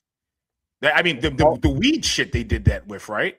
Yeah, they did briefly, and then they the city sort of They got renegotiated some of it, and they're not caring as much, and they're probably smoking it themselves, so they're whatever, Yeah, and in some cases, it's really about daring Congress. Do you really want to waste your time on doing this? And the answer is apparently yes. It's also Mendelson seemed upset because he was like, "Why is we've been discussing? How come this hasn't come up?" That's what I remember reading. Yeah. The story here is really that the council felt like they had a good relationship with Comer in particular, and that they had worked with him on several other issues. And they're like, RFK why are deal, you right? He's RFK deal, right? He helps with that. Yeah, exactly. Right? He worked on the RFK deal and helping shepherd through the federal aspect of that and ceding the land back to the district. He was quite supportive of that. He seemed to be supportive of the development and helping around MCI Center and all of those things. So it did seem strange. And in the 90s, one of the big things there was Republican opposition to or setting out to prove that Black governance was a failure. Yeah, because it had reigned too long at that point. We're looking from the end of this, the early 70s up until the 90s. We're almost at a 25, almost going on 30 years of Black. Well, and at that time, city government was Blacker. And the council was all Black, Barry was mayor. And so it was a thing where it looked like they were like, we're out to prove that Black governance is a failure. Now you're looking at a council that's not overwhelmingly Black. You're looking at a city that's not even majority Black anymore. It doesn't seem like I don't even understand what are they on about? It's still Black enough, I think. It's Black enough. You think that's the thing? I think it's even just still, And if you think about, we joke about the age of a lot of these people in Congress. Think about what they remember. I think DC what they is. think DC is. Still, they're not out walking around. Like, when's the last time they looked? Do they know every person who's on the council? Like, and no, Sharon Pratt Kelly is still running. My question to you: you're a DC voter. You know, yes.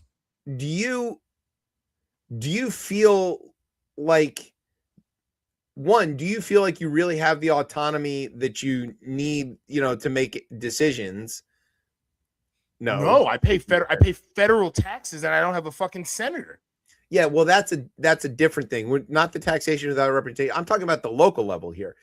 Oh, have you ever thought like this local government is so unresponsive to my needs that I wish I could call their mommy or their daddy and get them, to respond? Like, is there a disconnect between city government and the constituency?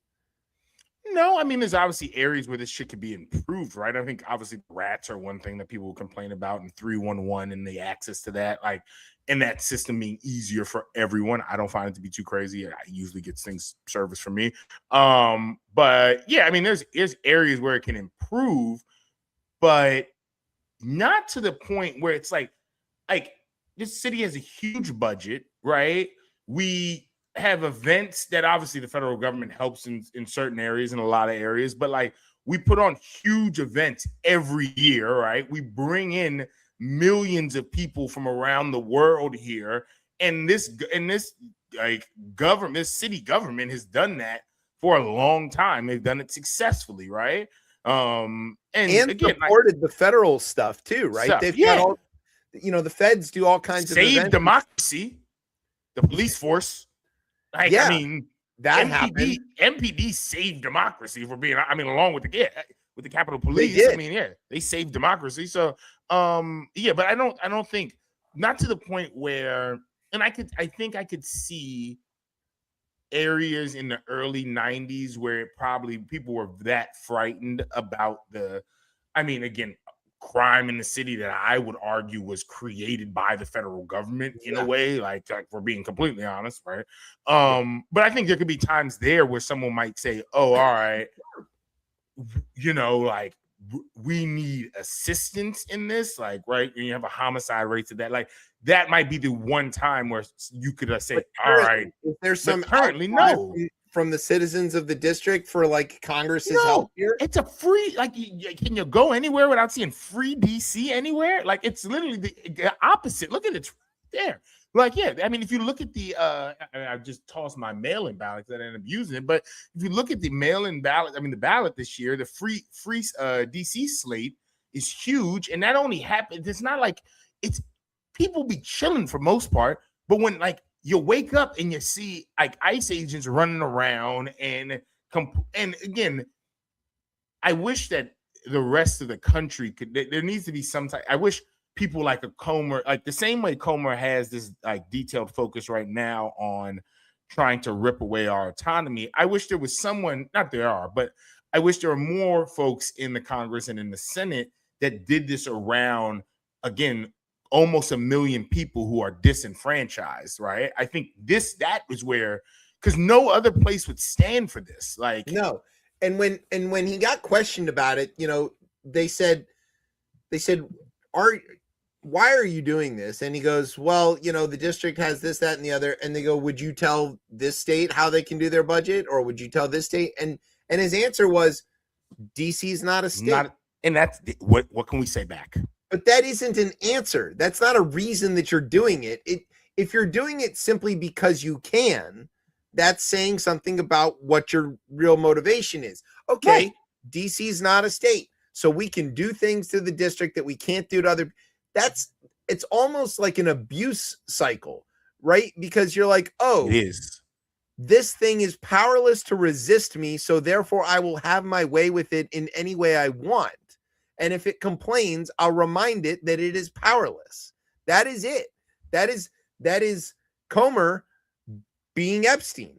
I don't know how much more clearly that can be evident, but like I don't personally have like a analog here because I don't like take advantage of things that are powerless, but it. Remember when here's the only thing I can relate it to, and it's like sports, of course, because that's the only like way I can envision the world. Several World Cups ago, the U.S. women's team was playing against Thailand, and they ended up winning this game like 14-1. And they score a goal, and then they celebrated a little bit, and then they scored another goal, and they celebrated a little less, and then they scored a third goal, and they sort of celebrated a little. By like the fourth or fifth goal, they're like, we don't feel good about doing this. What are we doing here? Right. The Thais are powerless to stop us. All we're doing is just beating them relentlessly, and they can't put up a fight. Now, they did ask later, like, are you okay? And Thailand was like, no, we appreciate that you didn't take it easy on us because, then that would have been even more disrespectful. But it's one of those things where it's like, oh, this thing can't fight back. So I'm just beating it. Like, why are you doing that? What is the value there? I mean, be careful again, because there's a bunch of residents here. And you could like something coordinated against and not what you were saying to do to the flock stuff, allegedly, but yeah, something coordinated in the city around where these congressmen are at, and again, people not either showing up for jobs or there's a way you could send a message. What if NPD all of a sudden decided that they needed to support DDOT's road work all around Capitol Hill, and it necessitated road closures? Yeah. And it necessitated lack of access. Or if DC Water suddenly had a problem with the valves on Capitol Hill and they required a dig up, and can't argue with the water company. Where are you going to get your water from? That kind of stuff happens. Hey, infrastructure is tough to maintain, especially when you don't have control of your own budget. So, yeah. It could happen. I don't know. I don't know exactly where Comer lives, but maybe that, his streets might not be up to par. Maybe we got to dig them up. Don't know. Could happen. Janice, if you're listening. No, I think hopefully we're past this and the Congress eventually changes sometime in March next year. Stop fucking with these people. Yeah, I would say pointless. Yeah. It's abusive and it's pointless, and it shows us exactly who you are. Leave us the fuck alone. I said, but don't be surprised if they try to again aggressively push something through on this, or I don't know, they just create executive orders out of thin air. I'd be interested to see what this administration does in the last 4 months. Oh, in their final gasps? Yeah. Well, they're going to try something. They're going to try to end the election. Okay. Speaking of elections, let's go take a look at these primaries real quickly. Up in Michigan, right? Dr. El Sayed, Abdullah El Sayed won his primary against what's her name? Haley Stevens. That's her name? Is that it? Yeah. This got down to a real battle between what is being called the progressive wing of the party and the establishment wing of the party. Truth be told, there isn't a tremendous amount of policy difference between the two candidates there, except in terms of sending money to Israel. I think that was the only real point of contention there. God, that's a whole different show around. Well, it is, but let's think about the electorate in Michigan, and let's think about who lives. Yeah. And there are a lot of my people in Michigan, but there's a lot more people who aren't my people in Michigan. And I can't see that being, I can't see Jewish Democrats saying, oh, I would vote for a Democrat in all of these other instances against Trump for all of these reasons, freedom, voting access, ending pointless wars, making sure that the Head Start still exists, all of these kind of things. But you know what? I also want to make sure we can continue supporting the Israeli genocide against the Palestinian people. So I'm not going to go vote that time. I don't think, I could be wrong. I mean, I don't want to use him for everything, but like, I was in New York for Mondami when that happened. I was there, and like, I did not expect that at all. Like, I was loosely following that. I'm not from there, and then when that happened, I was like, well, wait, how did he do that in New York? I was like, that means a lot of Jewish people had to vote for him, like a decent amount, like a lot. And I think, to your point, yeah, and that if it could happen there in New York at this larger scale, right, at a Senate race, yeah, and what's at stake. That's the thing is, and Stevens kind of said that in endorsing El Sayed when this was all over, is she's like, there's too much at stake. We've got to stop Trump. We've got to stop Rogers. This whatever differences you might have had with my opponent, rest assured, I don't have those differences. We are united. We need to do this. This is the most important thing. And yeah, the stakes are high. This is a moment where we cannot let perfect be the enemy of the good in either direction. And that's true for the like progressive, idealists. Yeah. You guys got to get over yourselves. Like if what you really wanted was somebody who's going to establish universal basic income and Medicare for all and abolish ICE and all that stuff, and you get somebody who wants to increase funding for preschools and end the war in Iran, fucking take your win. Take your win, goddammit. Take it. And to all these so-called moderate Democrats in Michigan, take your win. You got somebody. You got somebody who's a good politician, who's good at rallying support with very minimal fundraising, and who wants to listen to constituents. Take your win and shut up and go vote for him. The amount of messaging I get from him, which is crazy, right? I'm not a friggin' You're not a Michigander. Yeah, right. And their campaign, and again, and this is just me. Now, I've not been following this deeply at all, but I get enough. Like, it is a decent amount of campaign material from that campaign, and it's clear to see like how they were able to kind of edge out a victory here. So yeah, and they know what they're doing. And if you're a Michigan voter and you're listening to this, find your thing to find that you like about him. He helped put glasses on the face of children who didn't have. He worked on an assembly plant for Chrysler. There's so many things. UAW's endorsed him. Imagine losing Michigan with a UAW endorsement. The plot has been lost at that point. Not just Michigan. The whole plot is lost, right? We've backwards as it gets. We've lost the full plot at that point. May as well root for Ohio. All right. Other things that happened in these primaries, left-wing candidates winning in a few other Michigan House primaries. I think the biggest one is William Lawrence winning and defeating the named successor in Mazdam. Oh, this is the person who had to drop out? Is that it? No. Nobody had to drop out, but Mazdam, who was a retired Navy SEAL, and he was whoever it is whose seat this used to be endorsed him, and he got creamed. Oh. So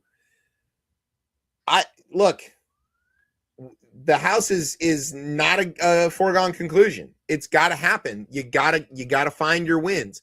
Here's one in Washington on the West Coast, Washington's most competitive congressional district. This is the part of why I put this story in here. Get ready for this, right? This isn't about the win. This is about the people and the names. You ready? They had a 9-way primary. 9-way primary. It featured progressive versus moderate showdown among Democrats. Washington uses an open primary system, meaning the top 2 vote getters go through regardless of party. So the Republican John Braun, he got through, and then there she is, and she's current Congresswoman. What a name! Glusenkamp Perez, Marie Glusenkamp Perez. I don't know how that fits on a ballot. Yeah, I just go vote for her. But I just love saying that name, so that's why we put that story in here. And then we've got voter ballot measures. Okay, 2 of them that are of serious note. You've got Kansas rejecting an effort to have the Supreme Court be elected as opposed to appointed. And they have an interesting way that they appoint their Supreme Court, that if this had gone through, basically Republicans who have this major majority in the state would be able to turn the Kansas Supreme Court extremely conservative. Kansas people think of as red. They've got a Democratic governor currently. They've had several. Remember that half of Kansas City is in Kansas. So there's some power there. But that would have been bad. And then I think a big one that I saw was what happened in Missouri. So Missouri is gerrymandered to shit, and they've got it's a majority Republican legislature by a lot, even if the state isn't that much of a majority Republican state. They have 8 congressional districts, so it's not a small place. And currently, if you got a ballot measure on the ballot or an amendment to the state constitution and it passes with a majority at the ballot box, it passes. It's just law, which is how majorities rule. What the Republicans in the state legislature wanted to do was they wanted to say you had to win with a majority in each congressional district, which meant effectively, it means effectively that one majority white district could stop every time. Yes, from anybody. And what was really, this got struck down or beaten, right? It didn't pass. But what was really striking to me was when the reporters were asking the state representatives why they wanted this, what they said was, well, Missouri voters are too stupid to make these decisions. They should have elected members be deciding how the state constitution gets amended. And that was before the election. If there's a way, if you want to win an election, yeah, just a helpful tip, don't call your voters stupid. Really, what are you doing here, guy? Well, these people think they're post-democracy when you say shit like that. Like, that's where that's what that tells me. It's like, oh, well, no, why? It doesn't matter. Like, yeah, those people shouldn't be making decisions. I should be making decisions because I know, and they're black. And I think when you piss people off, as we talked to Lenny earlier, I think even what's happening there, I think that's the Tocqueville, like, truest level of democracy. Like, with that right there of them coming out as a community and going against those goddamn flock. What is it? The flocks. That is it there. And I mean, in this case here, you tell the voters that they're stupid and they shouldn't be voting. I think that's the one way to rile them up, to be like, oh, all right, you know what? We'll show you actually. Yeah, I'll show you who's stupid. You think I can't make my own decisions, huh? You know, I know who to get off I know who to not vote for and get you out. Right. It's a shockingly bad political move. I can't understand how these guys have no instinct, you know? Like, how do they get in office? They got no instinct. All right, let's talk about what are we talking about? Oh, attacking preschools. So Head Start. I don't know what people know about Head Start, but here's the basic idea. It started under Lyndon Johnson. And the idea here is that a bunch of very smart people took a look around and said, one of the biggest problems for people getting out of poverty is the massive advantage that rich kids have over poor kids. And it's not just about like school. Okay. Right. They looked around and they were like, oh, holistically, there's this problem. Rich kids have better food. Rich kids have better hygiene. Rich kids have better health care. Rich kids have a more consistent schedule. Rich kids, so many pieces. And they assemble a program called Head Start to give the poor kids, and this is also, to be very clear, rural poor kids, white poor kids, right, exactly, a chance to catch up to their well-heeled peers by wrapping them around in all of these services. A place where they're going to get fed, a place where they're going to be cared for, a place not just where they're going to be cared for like warehouse, but they're going to be cared for with high quality, good ratios of teachers to students, with vetted, evidence-based curriculums that are constantly being tweaked and evolving and getting better and better and better. And they create this program called Head Start in the 60s. And this is one of the most wildly successful government programs in the history of the United States. It is beloved by all. It gets there. There was even a time I can remember back in Obama's first term where there was somebody voted or somebody raised an idea to cut Head Start, and the Congress ended up voting to increase the amount of money to Head Start, and that passed with overwhelming majorities. This is like, as we're thinking about this, we might need to give it more money. Actually, when's the last time? Yeah, that's exactly what happened. They're like, you know what, Head Start really hasn't had a boost. We need to give it more money. Head Start serves more than 500,000 low-income babies, toddlers, and preschoolers nationwide. For families that qualify, it offers free preschool and screenings for developmental delays. It also offers support to the families, right? So back to the wraparound services. Yeah, exactly. The changes that Trump is proposing for Head Start, not Trump, but Project 2025 is proposing to Head Start, would deliver a win to conservatives who have sought wholesale elimination of it, because, of course, they don't want poor people to have an opportunity. The Trump administration would also further its efforts to eliminate regulations it views as onerous and unnecessary. So one of the things that they're trying to do is, like, Head Start has a requirement that kids brush their teeth once a day. They're like, that's too much. We shouldn't be telling kids whether they need to brush their teeth or not. What? You're opposed to that?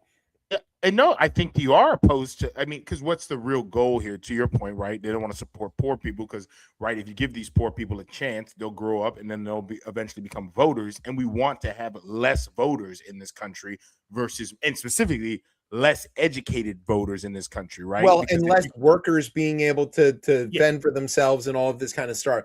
Yeah. Sorry. I'm pretty sure like tooth decay and like voting Republican go hand in hand. Yep. Usually. Sorry, that's wrong. That's no, that's funny. That's good. So the Head Start rulebook currently is pretty thick. It's like 150 pages. It's got all kinds of rules. It explains what the foods they get served have to be, the support for the families. If they can't get their kids to the Head Start school, that it provides for transportation. It explains all the ways that you have to have car seats for the kids if you're transporting them around. It's detailed. What Trump is proposing is cutting that rule book down to 12 pages. Now, I own several children. Imagine if you were going to give your kid over to somebody to keep an eye on for a little while, and if you didn't have the utmost confidence that this person already was qualified to manage children by dint of the fact that they had a bunch of certificates, that they'd, been in the field for a long time, that they are your mother, some other way that you can be sure that another way you vetted them, you would give them a list of instructions. This is what they like to eat. This is what they have, but you would also include all of the, like, if you're not sure this person knows what they're doing, you'd have to include a lot of basic stuff. Please put them in a car seat if you're going to take them anywhere. Right. Yeah. Make sure they brush their teeth. Please change their diaper frequently enough. All of these kinds of things that, as a parent, you're running that rule book. Right. All the time. And it's not 12 pages. It's 12,000. It's 12,000 pages. It's every single thing that you could think of. You're like, oh yeah, that could happen. Oh, that could happen. Oh, that could happen. Oh, my kids recently, they got on to watching classic episodes of Sesame Street, which I love. Yeah. Okay. Yeah. It's actually very funny. And this is back when Jim Henson and Frank Oz are really doing a lot of the Muppets and stuff. But in the video segments where they're showing kids like playing and stuff, looking at the playgrounds, there was one where they were bouncing on a trampoline. And I'm looking at this and going, God damn, I can't believe we survived to this age. Like this, none of this stuff looks safe. None of it at all. You as a parent, you're running that calculation all the time. Does this world look safe? It does not.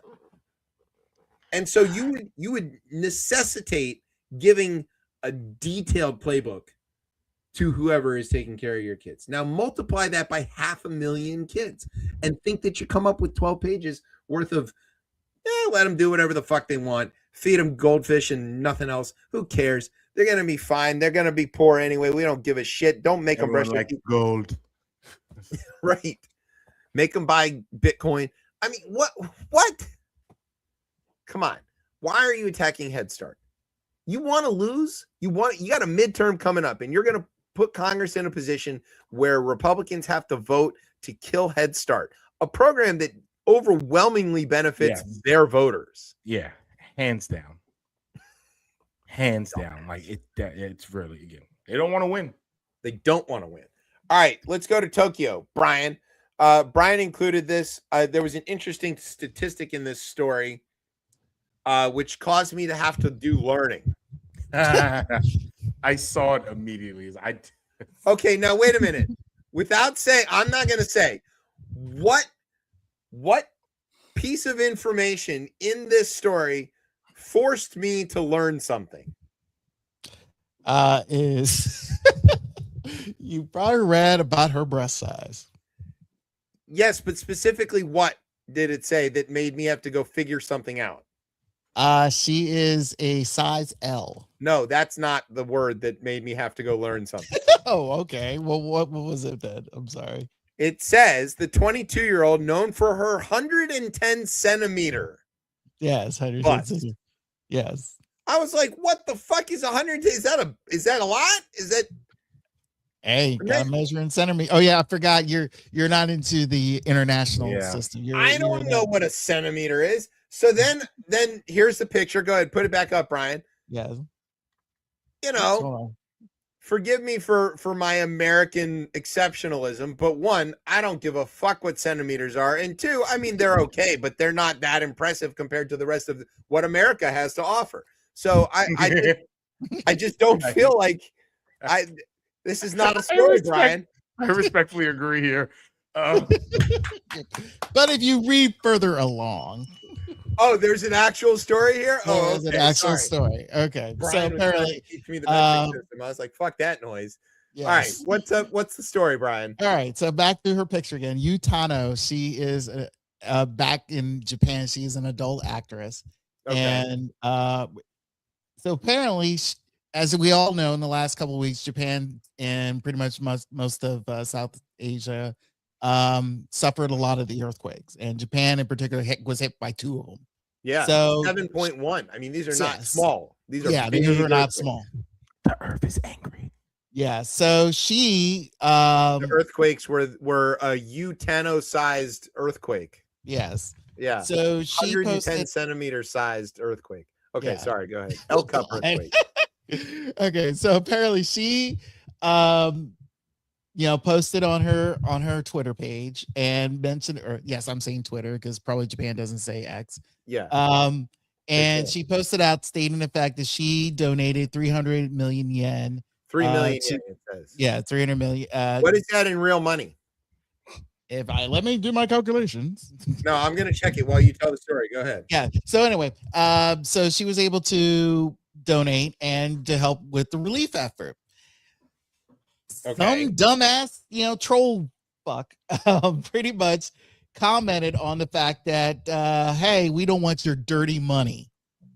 And she clapped back by stating the fact, let me read the comment here, by stating that there is no reason for us to be denied support just because of our profession. A donation is a donation. I believe that the most important thing is that it reaches those who need it. So yeah, if you are too poor just to say, hey, it's dirty money, hey, but at least she's trying to do some relief effort to help out her country. So all right, so it how much is she donated? Yeah, nearly $19,000. It's $18,939. So $19,000. It's pretty good. Yeah. Yeah. And, not for nothing, as a slice of your income, for a normal human being, I don't care what kind of job they have, that's probably a fairly significant amount. I mean, unless you're a billionaire. That's usually for minimum wage people, that's pretty much their entire salary for the year.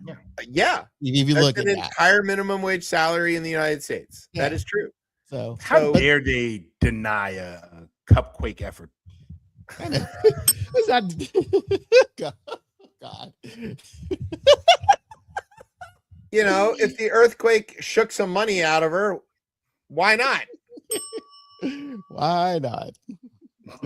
I'm sure a lot of the people who objected had watched her quake at least a few times. Quakes and quiver. Yes. Play the music. That is crazy. Oh my God. Oh God. Okay. Well, good. And then there was another piece to this story at the end that was took a really dark turn. I don't know if you want to go that far. You could continue with that. Apparently everybody had been shaming her. They were attacking her for her body shape or whatever. Yeah. And she's getting bullied and stuff. And she's like, hey, that's how people develop anorexia. And, yeah.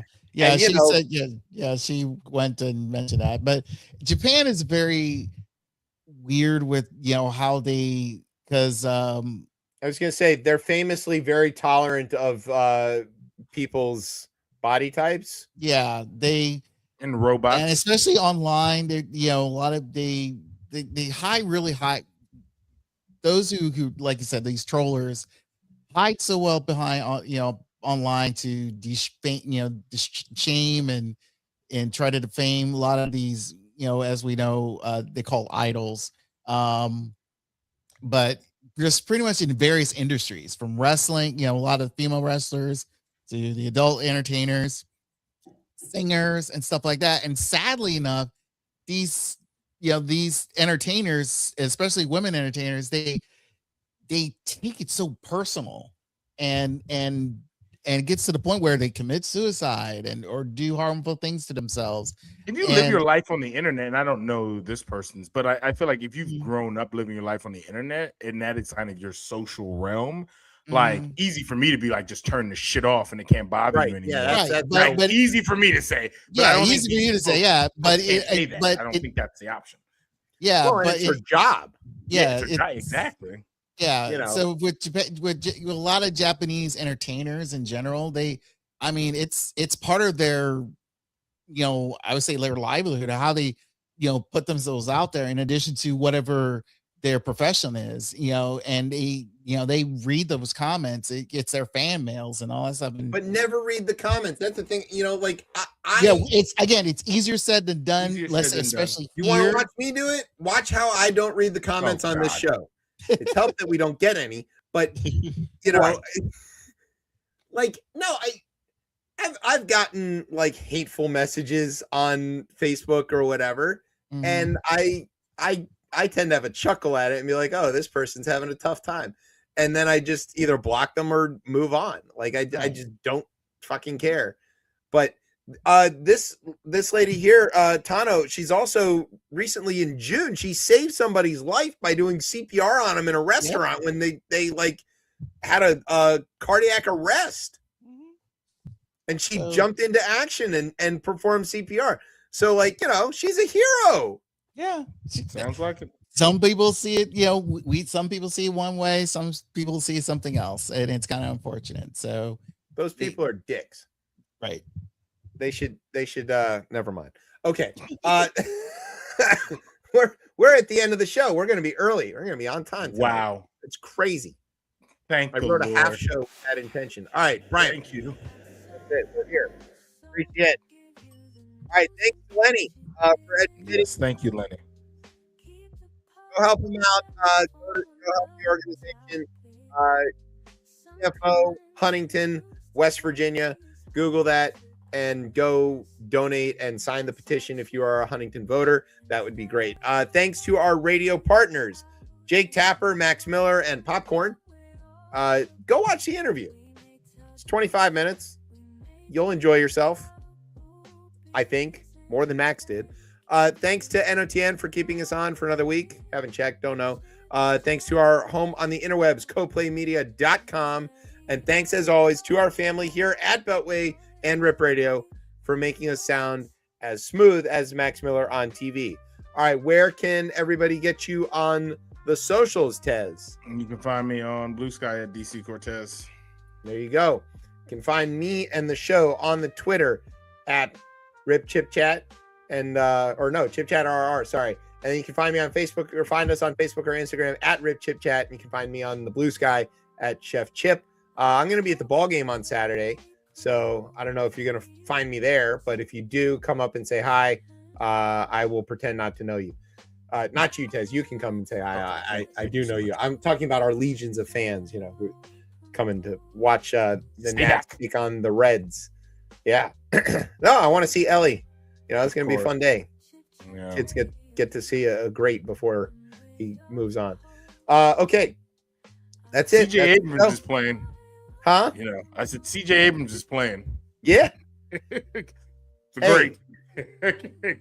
We just traded away all of our players, so I guess that was rough. We did too. Foster Griffin's gone. Luis Garcia's gone. The Garcia trade, I feel like that was maybe short-sighted.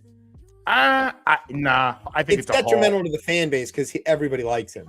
Yes, but you still got But they got value. No, I get it. I get it. Value that they just got from that, like 4 pitches. I get it. That's but everybody loves him. Yeah, I did. It was tough, and we just developed players so well. You're like the Everton of baseball. We are the Everton of baseball. We got a new MIDI from your guys. Thank you. Appreciate that. He's an old man. He's like 41. Something like that, yeah. Really not helpful. Did not need that. Okay. All right, that's it. That's the show. You've been listening to Chip Chat on Beltway Radio and beyond. 11:45. Sweeps.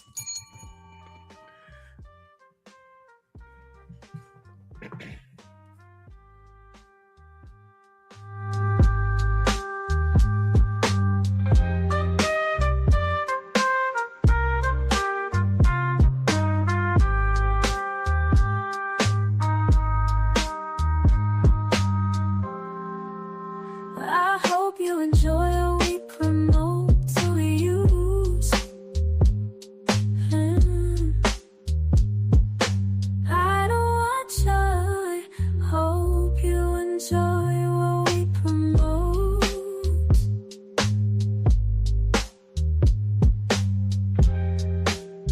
Chip Chat Radio.